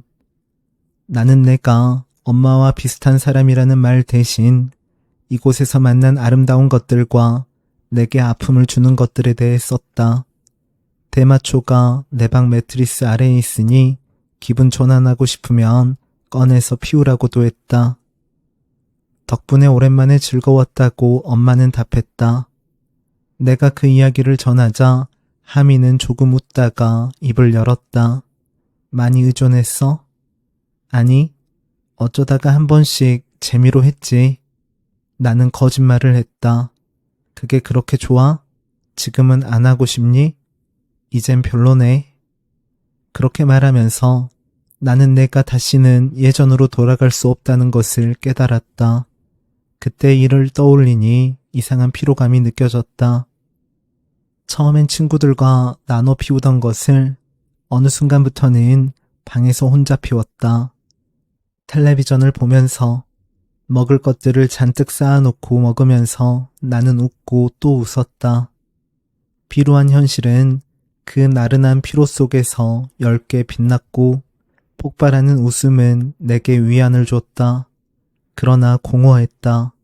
잠에서 깨어나 먹다 남은 음식들과 함께 침대 위에서 뒹굴고 있는 내 모습을 볼 때면 취한 눈에 빛나 보이던 것들은 예전과 같은 모습이었지만 어쩐지 색이 바랜 것처럼 느껴졌다. 너 같은 애 예전에 만났으면 말도 안 섞었을걸? 하민이 말했다. 나도 마찬가지야. 나약한 사람들이 싫었거든. 견디는 걸 잘 못하는 사람들. 그게 왜? 몰라. 하민은 그렇게 말하고 싱겁게 웃었다. 만날 일도 없었겠지만 화산이 아니었다면. 하민은 손으로 눈을 비볐다. 그 무미건조한 대화 속에서 나는 나를 향한 하민의 애정을 느꼈다. 마음에 없는 말을 예쁘게 포장해서 보여주는 식이 아니라 해가 빛나듯 비가 내리듯 그저 그렇게 마음으로 내려오는 말이 있다는 사실이 신기하기도 했다. 하민은 말했다. 강한 사람이 되고 싶었다고. 징징거리지 않고 울지 않고 불평하지 않는 강인한 사람이. 감정이라는 것은 내리누르면 누를수록 그녀에게 복종하며 흐려졌다. 업무 스트레스 때문에, 환자에 대한 감정이입 때문에 눈물을 흘리고 동요하는 간호사들을 그녀는 냉정하게 바라보았다. 엄살 떨지 마. 이게 그럴 일이야? 너만 힘들어? 왜 이렇게 예민해? 이것도 못 견디면 어디서도 못 살아남아. 때로는 속으로, 때로는 입 밖으로 그런 말들을 하면서. 병원에서 일할 때 좋아하던 선배가 있었어. 하민이 말했다. 하민의 1년 선배인 그녀는 매사의 동료들을 존중하고 일도 잘하는 사람이었다. 하민은 그녀에게 잘 보이고 싶었고 그녀와 가까워지고 싶었다. 같은 시간에 일을 배정받으면 기뻤고 따로 많은 말을 나눴던 건 아니었지만 함께 있으면 마음이 놓이고 편안했다. 그녀가 퇴직한다는 소식을 듣고 하민은 당황했다. 누구보다도 병원 생활에 잘 적응한 것처럼 보인 사람이었기에 더 그랬다. 하민은 내내 망설이다가 그녀에게 물었다. 왜 퇴직하게 되었느냐고. 탕비실 정수기 앞에 나란히 서 있을 때였다. 그녀는 텀블러에 물을 따르고 하민을 보더니 별말 없이 웃었다. 하민이 다시 물었다. 왜 관두느냐고. 그녀는 텀블러에 시선을 두었다가 다시 하민을 보고 잠시 뜸을 들인 뒤 뜻밖의 말을 했다. 하민 씨 눈엔 자기가 어떻게 보여요? 그녀는 상냥한 말씨로 그 말을 하고 밖으로 나갔다. 그게 무슨 말씀이에요? 탕비실을 나가는 그녀를 복도까지 따라가서 하민은 물었다. 조급해져서 절박한 마음으로 물었다. 무슨 말씀인지 이야기해 주세요. 그녀는 특유의 사람 좋아 보이는 웃음을 지으며 하민의 어깨를 툭툭 쳤다. 별말 아니에요. 그렇게 답하고 그녀는 복도를 걸어갔다. 어쩐지 더 이상 그녀를 따라갈 수 없어서 하민은 그 자리에 가만히 서 있었다. 그 일이 있은 후에도 그녀는 예전과 다르지 않은 모습으로 하민을 대했다. 예의 바르고 부드러운 모습 그대로. 그런 태도가 자신을 향해 세운 벽이었다는 것을 하민은 그제야 이해했다. 하민 씨 눈엔 자기가 어떻게 보여요? 그 말이 하민에게는 당신 상대할 가치도 없는 사람이야 라는 뜻으로 다가왔다. 당신 같은 사람이 왜 사는지 모르겠어 라는 말로도 느껴졌다. 대놓고 하민을 모욕하고 비난했던 동료들도 있었지만 그들을 경멸했으므로 견딜 수 있었다. 그러나 좋아하던 선배의 그 말은 하민을 얼어붙게 했다. 그날 이후로 때때로 떠올렸다. 하민 씨 눈엔 자기가 어떻게 보이냐는 말이. 그 말을 하던 그녀의 표정과 그 공간에 고여있던 공기가. 그 말이 기억날 때면 엉망이 된 사람 하나가 보였다. 이 사람한테는 이런 말투로 말하고 저 사람한테는 저런 표정으로 말하는 사람 하나가. 한없이 상냥하다가 누군가에게는 비정할 정도로 무심하고 진심도 아닌데 그런 것처럼 말하고 웃다가도 돌아서면 웃는 법을 모르는 사람이 되는. 그렇게 하루를 살고 보면 자신의 진짜 말투가 무엇이었는지 어떻게 표정을 지어야 하는지도 잘 모르게 된 사람이 길거리에서 웃음을 터뜨리는 사람들을 보면 그들이 그 이상한 사람을 보고 웃는 것만 같았다. 자주 추웠다. 그 일이 있고 얼마 지나지 않아 동생 하은이 병원 앞으로 찾아왔다. 언니 얼굴이 왜 그래? 그녀는 그렇게 물었다. 어디 아픈 거 아니냐고 몇 번이나 물으면서 그녀는 하민의 안색을 살폈다. 밥을 먹고 카페에 가서 이야기를 나누다가 하은이 입을 열었다. 오빠 결혼할 때 언니가 목돈을 대줬다는 이야기를 들었다고. 하민은 상관하지 말라고 했지만 하은은 화가 난다고 말했다. 얼마나 고생해서 번 돈인지 아는데 그렇게 주면 어쩌자는 거냐고. 언니는 왜 자기 소중한 걸 모르냐고. 그곳에 앉아서 하민은 동생이 하는 말들을 애써 막고 있었다. 듣고 싶지가 않았다. 엄마가 그러더라. 언니는 가족을 위해서 희생한 거라고. 희생? 그냥 착취라고 말하라고 이야기했어. 남 착취하면서 그럴싸한 말로 왕관 씌워주면 다야? 뭐 언제 언니한테 고생했다는 말 한마디 한 적 있어? 혼자 타지 나가서 그 고생을 하고 있는데 걱정 한 번을 했냐고. 언니 나는 나더러 뭘 어쩌라고. 위협적이고 무서운 목소리. 내 몸에서 어떻게 이런 소리가 나오지? 하미는 남의 목소리를 듣듯이 자기 목소리를 들었다. 하은이 놀란 얼굴로 하민을 바라보았다. 다들 나한테 말만 많지. 내가 이런저런 사람이라고. 내가 내 인생을 망치고 있다고. 그래서 뭐 어쩌라는 건데? 나더러 뭘 어쩌라는 건데? 하미는 테이블에 얼굴을 묻고 몸을 떨며 아이처럼 울었다. 그쳐야지. 조절해야지 생각했지만 멈출 수가 없었다. 언니. 하은이 자리를 옮겨와 하민 옆에 앉았다. 세상에, 언니. 하은의 심장이 빠르게 뛰는 소리가 들렸다. 한 번도 이런 적은 없었다. 다른 사람 앞에서 이런 모습을 보였던 적은. 나도 숨을 쉬고 싶어, 하은아. 그녀의 말에 하은은 그래 언니 라고 답했다. 그래 우리 언니. 처음에는 수치스러웠지만 울음이 잦아들 무렵에는 후련했고 온몸을 채우던 열기가 빠져나가자 조금은 추워졌다. 코로 숨이 잘 쉬어지지 않아서 입으로 숨을 내쉬었다. 무슨 힘이 그때 나를 무너뜨렸을까? 하미는 내게 말했다. 그날 5살 어린 동생 하은은 하민에게 많은 질문을 했다. 언니는 뭐가 좋아? 뭘 할 때 즐거워? 야간 근무할 때 기분이 어때? 언니가 제일 좋아하는 노래가 뭐야? 다시 태어나면 어떻게 살고 싶어? 간단한 질문에도 제대로 답하지 못하는 자신의 모습을 하미는 물끄러미 바라보았다. 잘 모르겠는데 이런 말만 반복하는 자신을. 무슨 기분이냐고? 그게 뭐가 중요하지? 그렇게 대답하고는 사실 자신이 자기 감정에 대해 아는 바가 별로 없다는 것을 깨달았다. 집으로 돌아가는 길에 하은에게서 문자가 왔다. 착하게 말고 자유롭게 살아. 언니, 울어서 미안하다고 말하는 사람은 싫어. 답신 버튼을 누르고 한참을 생각해도 무슨 말을 써야 할지 알 수 없었다. 조심히 들어가. 그렇게 보내려다 하미는 이어서 썼다. 내가 나아질게. 나아져서 만나.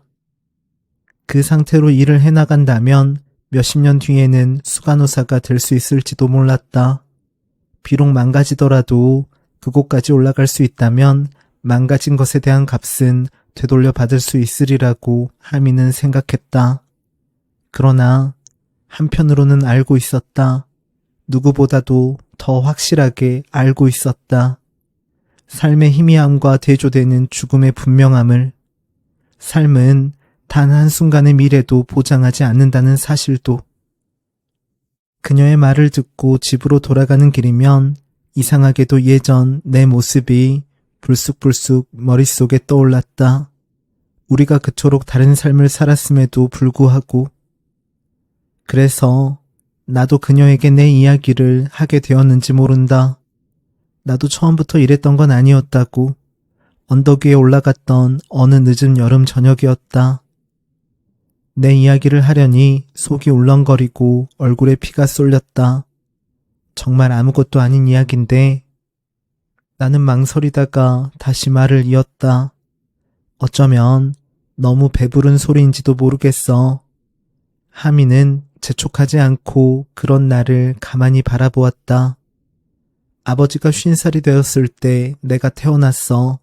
그분 결혼을 3번 했는데 내가 6번째 아들이었어. 딸은 우리 누나 하나. 내가 태어났을 때 첫째 형이 30이었지. 다들 아버지 닮아서 키도 크고 골격도 컸어. 학생 때 운동선수를 했던 형들도 있었고. 그런데 나는 영 딴판이었던 거야.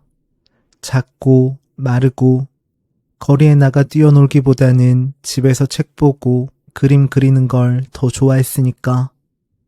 동네 누나들 노는 데에 가서 놀고 그런 내가 아버지는 탐탁지 않았겠지? 아버지를 기쁘게 하고 싶어서 예쁜 말을 하고 꽃을 선물해도 계집애 같은 짓 하지 말라는 대답이 돌아왔어. 네가 짐승이었으면 이미 도태되어서 없어졌을 거라는 말도 들었지. 아버지는 남자가 우는 걸 거의 죄라고 생각했던 것 같아. 그래서 슬픈 감정이 들면 늘 무서웠어. 눈물을 흘리면 벌을 받을 거라는 생각이 들어서 목이 메고 혓부리가 아파도 울지 않으려고 노력했어. 그렇게 살다 보니 슬플 때면 오히려 웃게 되더라. 아버지는 늘 걱정했던 것 같아. 내가 남자답지 못해서 남자들 사이에서 따돌림 당할 거라고. 그건 뭐 사실이었지. 야생이었으면 이미 도태되었을 거라는 아버지의 말이 무슨 뜻인지 학교를 다니기 시작하면서 알게 됐으니까. 내게서 어떤 냄새가 나는 건지 여길 마치면 된다고 누가 내 얼굴에 관역이라도 그려놓은 건지 괴롭힘을 피할 길이 없었어. 새 학년으로 올라가도 별로 달라지는 게 없었고 중학교 때가 가장 힘들었어. 나는 거기까지 말하고 조금 놀랐다. 짧은 순간들이었지만 그런 말을 하는 내가 부끄럽지 않았고 그때의 내가 부끄럽지 않았기 때문이다. 그러다 곧 괜한 소리를 한 것 같아서 무안해지고 자꾸 웃음이 났지만 나는 이야기를 멈추지 않았다. 어느 날 학교에서 집에 돌아가는 길에 많이 맞았어. 그렇게까지 맞은 적은 없었는데 한 명이 바로 경찰에게 잡혀갈 정도였지. 그래서 아버지도 알 수밖에 없었던 거야. 아버지가 그러더라. 네가 약해 보이니까 만만해 보이니까 그런 거라고. 죽일 기세로 단 한 번이라도 덤벼봤냐고. 미친놈처럼 맞서 봤냐고. 당하고만 있으니까 널 얼마나 쉽게 받겠냐고. 다 네 탓이라고. 네가 여지를 줬다고. 어떻게 네가 내 아들일 수 있냐고. 너의 형들은 한 번도 이런 적이 없었다. 치욕스럽다. 그런 아버지에게 화가 나지는 않았어. 그 즈음에는 그가 두렵지도 않았지. 하지만 상처받지 않았던 건 아냐. 그저 슬펐어. 아버지는 그때 60대 중반에 류머티즘이 심해져서 늘 통증을 호소했고 일도 계속 할 수 없게 된 상황이었어. 평생 약함을 혐오하며 살아온 사람이 처음으로 그렇게 약해졌을 때 자신을 받아들이지 못하는 모습을 지켜보는 거 어려운 일이더라. 내가 조금이라도 힘든 내색을 하면 말하는 거지. 넌 내가 어떻게 살았는지 알아? 그렇게 모든 걸 다 갖고서 어디서 앓는 소리야? 돌아가실 때까지 한 번을 꺾이지 않고 그랬어. 넌 그래서 못 살아남아. 존경받는 남자가 되지 못해. 그런 말들을 하면서. 언제 돌아가셨어? 나 21살 때 폐렴으로. 나는 그렇게 말하고 하민을 향해 웃었다. 하민은 미간을 찌푸린 채로 그런 나를 바라보았다. 듣는 것에 집중할 때, 혼자 골똘히 생각할 때 짓는 표정. 처음에는 화났다고 오해했던 얼굴. 묶은 머리에서 삐져나온 가느다란 머리카락들이 바람결에 날려 그녀의 얼굴을 스쳤다. 이게 어떻게 아무것도 아닌 이야기야?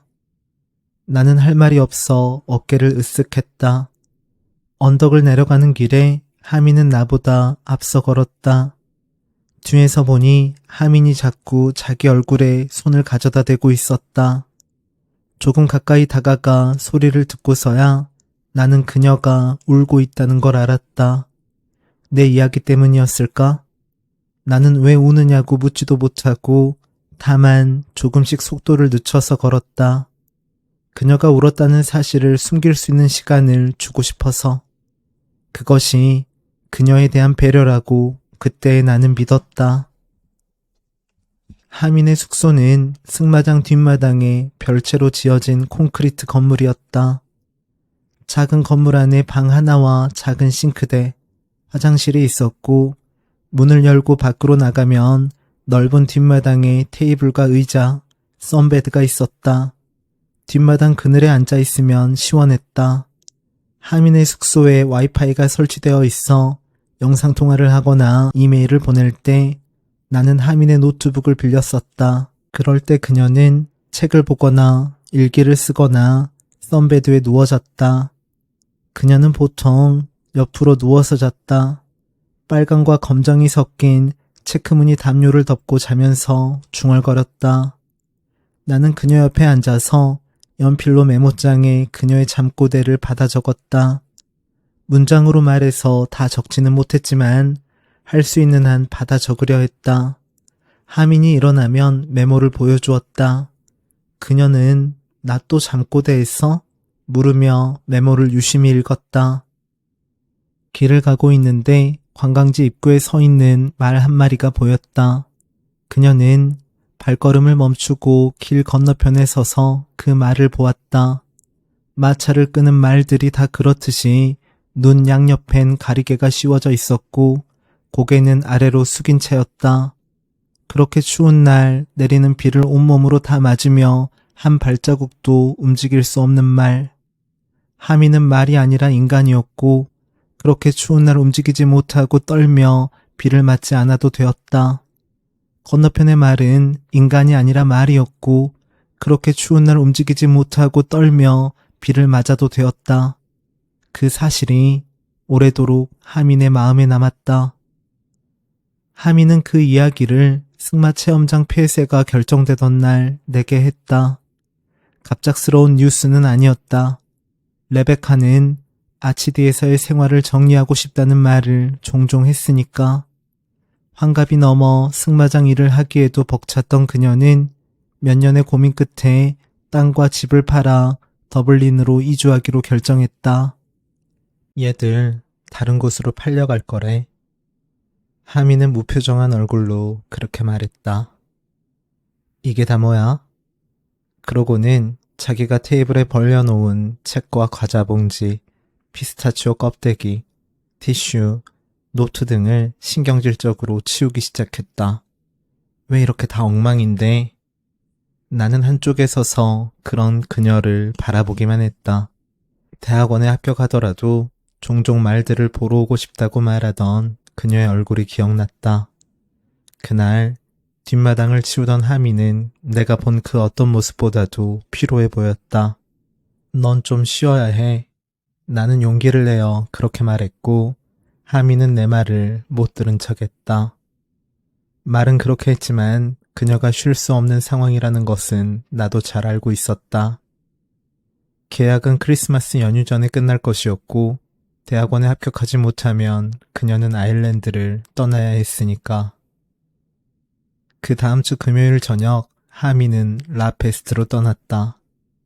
시험은 토요일 오전에 있었지만 아치디에서 라페스트까지는 버스로 4시간이 걸려 전날 미리 출발했다. 나는 비닐 가방에 라즈베리, 크루아상과 우유, 사과, 초콜릿, 500ml 생수 하나를 넣어 하민에게 건넸다.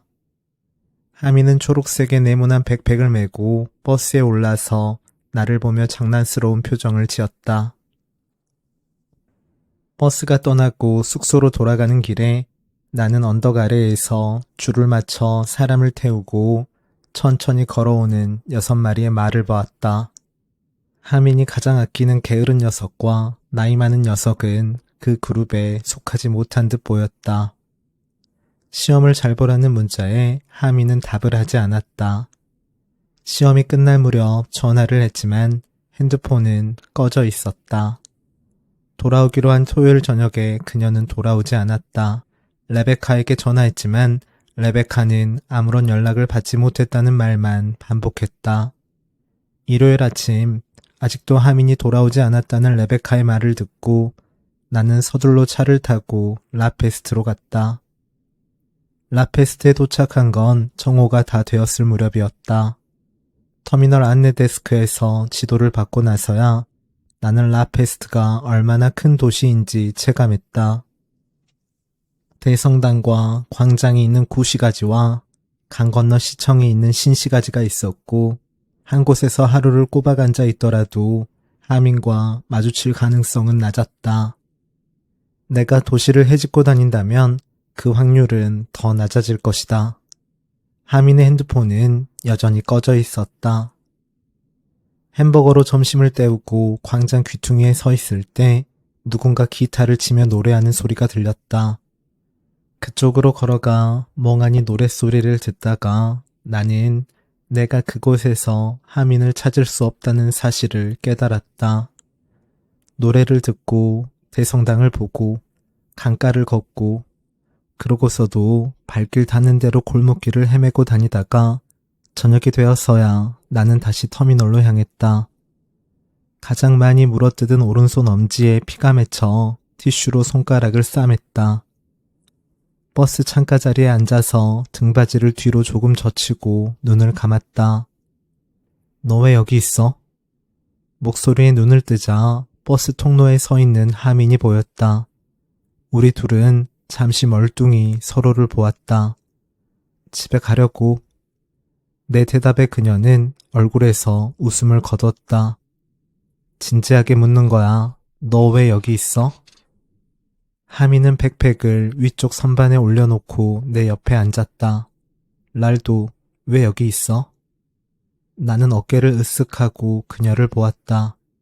설마 나 때문에 온 거야? 연락이 안 돼서? 나는 고개를 끄덕였다. 핸드폰을 어디 흘렸나 봐. 근데 내가 일요일에 간다고 했잖아. 네가 금요일에 떠나면서 내일 보자고 했어. 레베카에게도 그랬대. 내가? 응. 시험 때문에 정신이 없었나 봐. 그래놓고 하필이면 핸드폰도 잃어버리고. 그녀는 옆으로 맨 작은 가방을 열어서 안을 뒤졌다. 시험은 어땠어? 그냥 봤지 뭐. 그렇게 말하는 그녀의 얼굴이 어느 때보다도 편안해 보였다. 승객을 반쯤 태운 버스가 출발하자 그녀는 가방에서 캐러멜을 꺼내 입에 넣고 나에게도 하나 주었다. 약간 탄맛이 나는 쌉쌀한 캐러멜이었다. 그녀는 시험을 어떻게 치렀는지, 시험을 끝내고 라페스트의 어느 곳을 둘러보았는지 이야기했다. 내부 조명이 꺼져서 어두웠다. 춤은 안 췄고 내 물음에 그녀는 심술궂게 웃더니 고개를 저었다. 너처럼 춤 못 추는 사람 처음 봤어. 나는 춤추는 신용을 했고 우리는 소리 죽여 웃었다. 웃음을 그쳤을 때 그녀가 입을 열었다. 내가 춤을 추면 사람들이 웃어.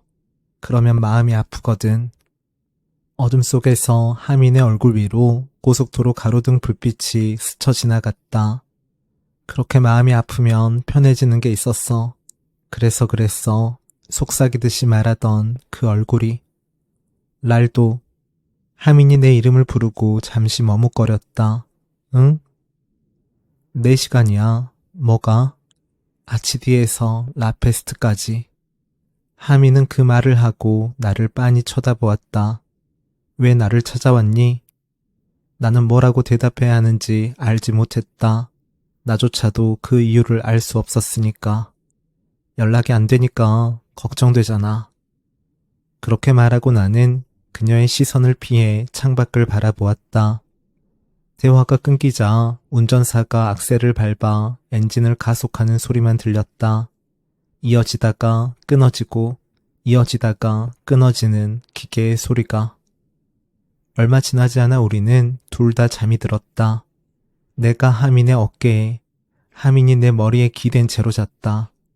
하민을 향한 나의 마음은 담백한 종류의 것이었다. 하민의 얼굴에서도 나를 향한 여분의 감정은 발견할 수 없었다. 나는 하민에게 그 이상을 기대하지 않았고 하민도 그랬다. 우리 둘 중 누구라도 상대를 사랑했다면 그 사실을 눈치챌 수밖에 없었을 것이라고 그때 나는 생각했다. 우리 사이에는 그 어떤 긴장도, 설렘도, 실망도, 좌절도, 배타적 소유에 대한 갈망도 존재하지 않았으니까. 내가 그녀를 사랑했다면 그런 식으로 잠들 수는 없었을 것이다. 나는 오래도록 그렇게 생각했다. 쌀쌀한 공기 중에는 지푸라기를 태운 냄새가 희미하게 났다. 사람들도 말들도 모두 잠들었을 시간이었다. 아치디는 어두웠다. 어둠 속에서 언덕은 보이지 않았고 하미는 나보다 한 걸음 앞서서 걸어갔다.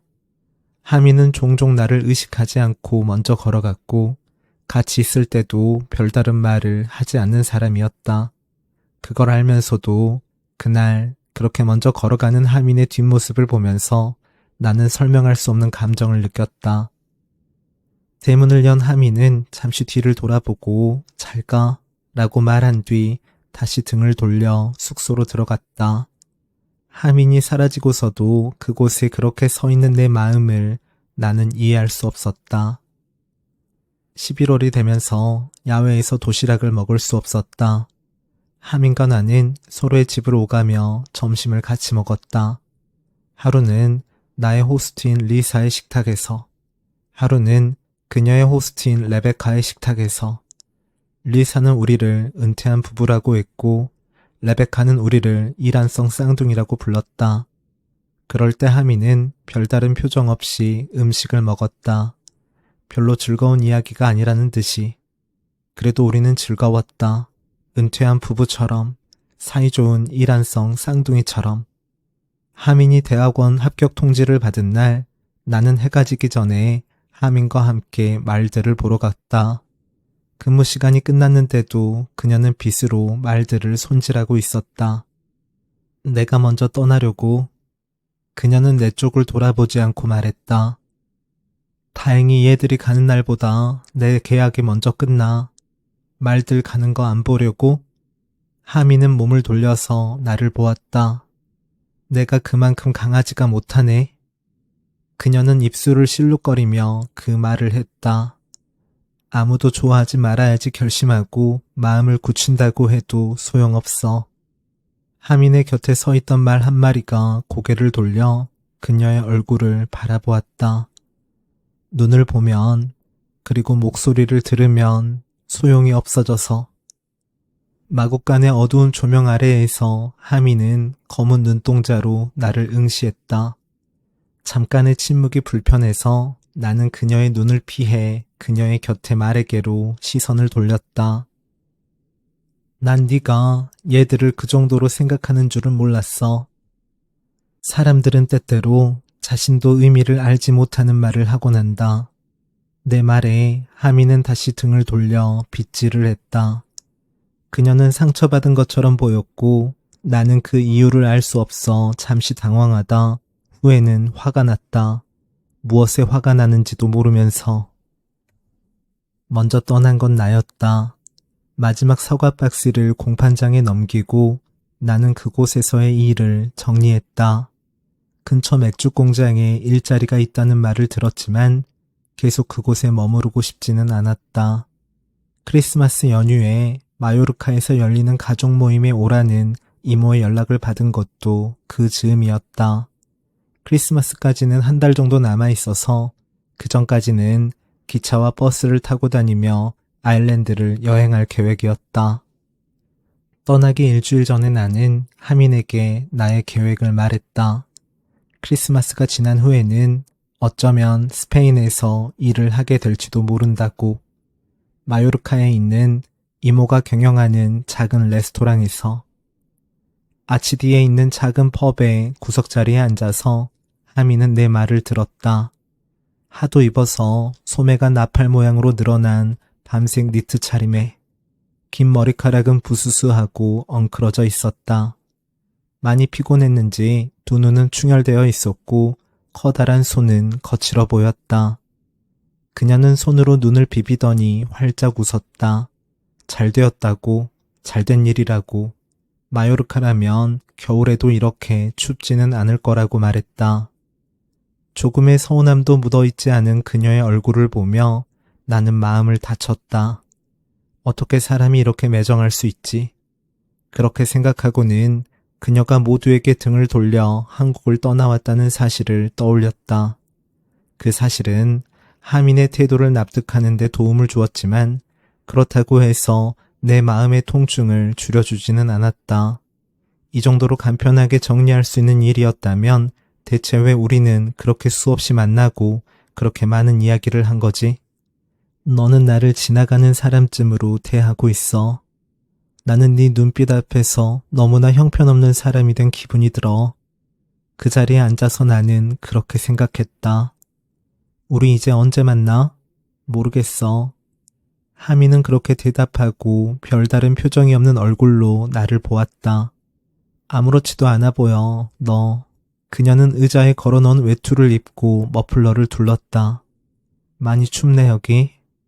하미는 등을 굽히고는 두 손을 비비다 주무르다 했다.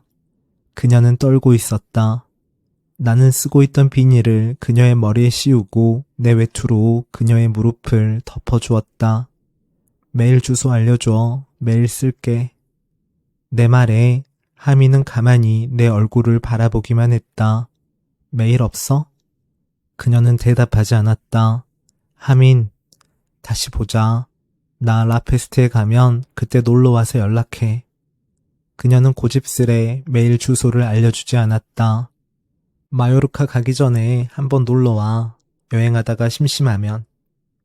그녀는 그렇게 말하고 얼마 전 마국간에서 이상한 감정 다툼을 했을 때의 표정으로 나를 보았다. 언젠가 아내가 내게 물었다. 내가 언제 다시 삶으로 돌아왔느냐고. 나는 내가 아일랜드에서 살아 돌아왔다고 말했다.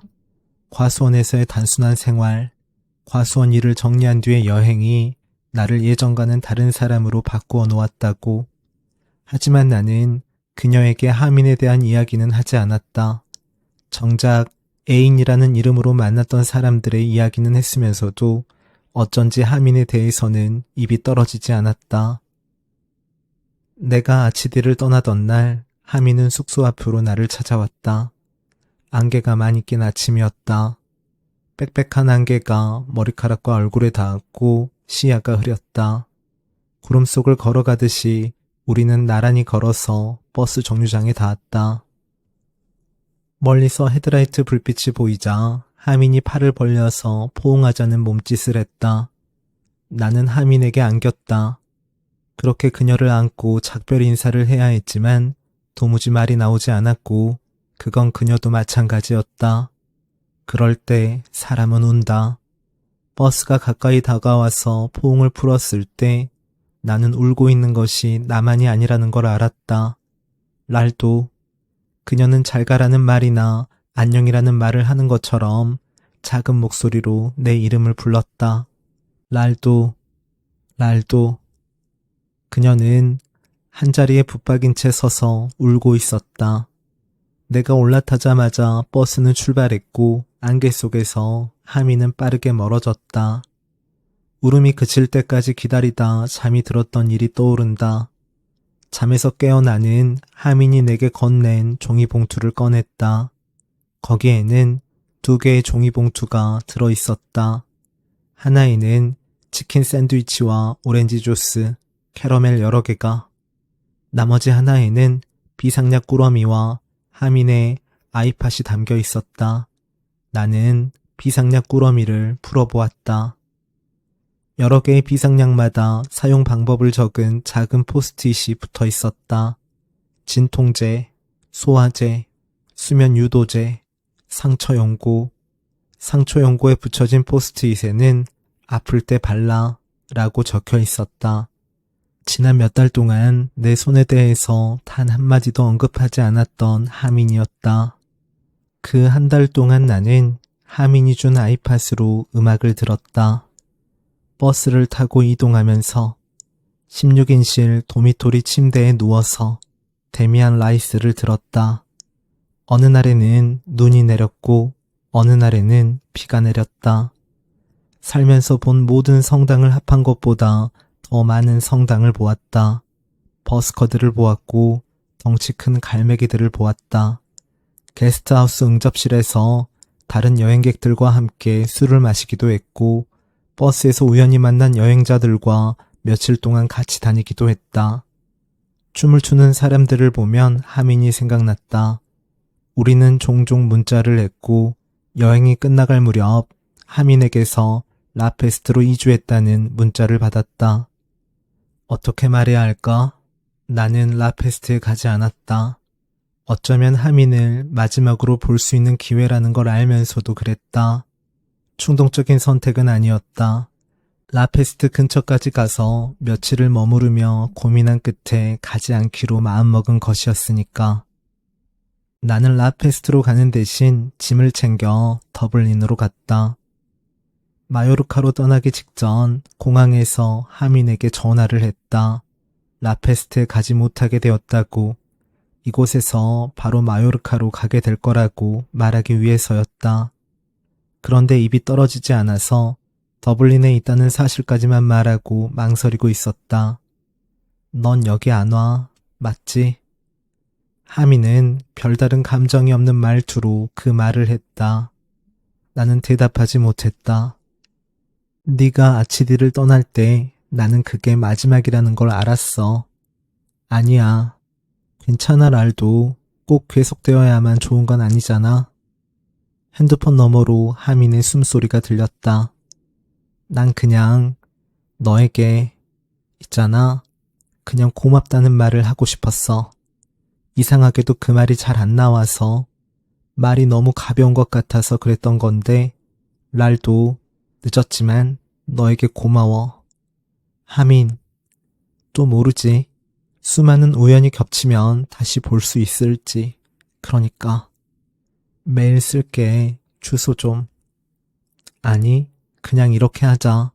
하민의 목소리 뒤로 기차가 선로를 달리는 듯한 소리가 들렸다. 너도 나를 소중하게 생각한다면 그렇게 해줘. 네가 무슨 말을 하는지 모르겠다. 아니, 너는 알아. 내가 망설이는 동안 그녀가 입을 열었다.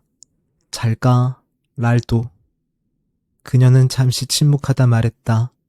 넌 너의 삶을 살 거야. 그때 나는 하민의 말을 믿지 않았다. 아치디에서 영원히 헤어진 것이라는, 우리는 앞으로 만날 수 없으리라는 하민의 말을. 아무리 다른 나라라고 하더라도 버스 타듯 비행기로 한 번이면 아일랜드에서 갈 수 있었으니까. 나는 배낭을 메고 출국장으로 걸어갔다. 마요르카에 도착해서 하민에게 다시 전화했지만 핸드폰은 꺼져 있었다.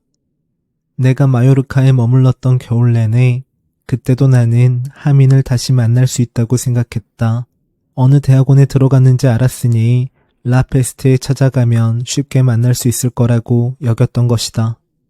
마요르카에서 겨울을 보내고 봄이 될 무렵 나는 브라질로 돌아왔다. 그때도 여전히 시간만 잡으면 아일랜드에 갈 수 있을 거라고 생각했다. 그러나 그 이후로 8년 동안 나는 아일랜드에 한 번도 가지 않았다. 출국장을 나서면 언제든지 돌아올 수 있다고 자신했던 건 착각이었다. 시간이 가면서 아일랜드는 내 마음속 우선순위에서 밀리고 밀려 현실의 선택지 밖으로 떨어져 나갔다.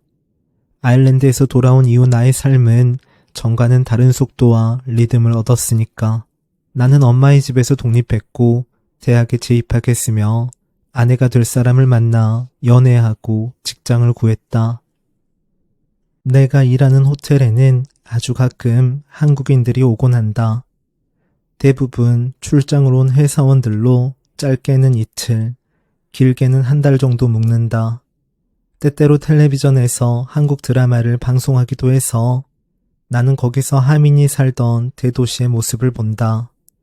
하민이 노트에 쓰고 나던 그림 같은 글자가 적힌 간판들과 네온사인, 초록색 병에 담긴 술, 의자 없는 바닥에 너무도 편하게 앉아 밥을 먹는 모습들을. 그런 모습을 볼 때면 나는 내가 이제 어떤 감정의 짓눌림도 없이 하민을 그리워한다는 사실을 알게 된다. 이사를 하던 날 예전 메모장을 우연히 발견했다.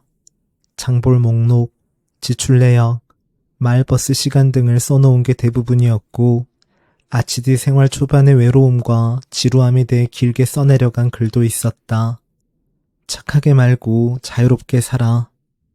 하민의 동생이 하민에게 해줬다는 말에 큰 따옴표를 쳐서 적은 것. 작업복을 입은 하민을 작게 그린 그림도 있었다. 언덕 앞을 지나가는 말들과 그 뒤를 따라 걷는 하민. 언제 이런 그림을 그렸었지? 생각하며 페이지를 넘기자 이해할 수 없는 알파벳들의 나열이 시작됐다. 하민의 잠꼬대였다. 나는 손가락으로 문자를 짚어가면서 그 말들을 소리내어 읽었다. 잠꼬대를 하며 웃거나 미간을 찌푸리던 하민의 얼굴이 아직도 나를 웃게 한다는 사실이 어쩐지 이상해서 나는 잠시 한 문장에 머물러 있었다. 네가 나를 싫어하게 되더라도 나는 이해해. 흔들리는 가판 위에서 겁에 질린 듯이 그 말을 하던 하민의 얼굴. 마음이 아프면 편해지는 게 있었어. 그래서 그랬어. 8년 전 베개를 끌어안고 일레인을 그리워하던 사람을 나는 멀리서 바라본다. 곧 아일랜드로 떠날, 화산 폭발로 발이 묶여 아치드라는 마을로 향하게 될, 결국 그곳을 떠나 다시 돌아올 사람을. 넌 네 삶을 살 거야. 하미는 그에게 그렇게 말할 것이다.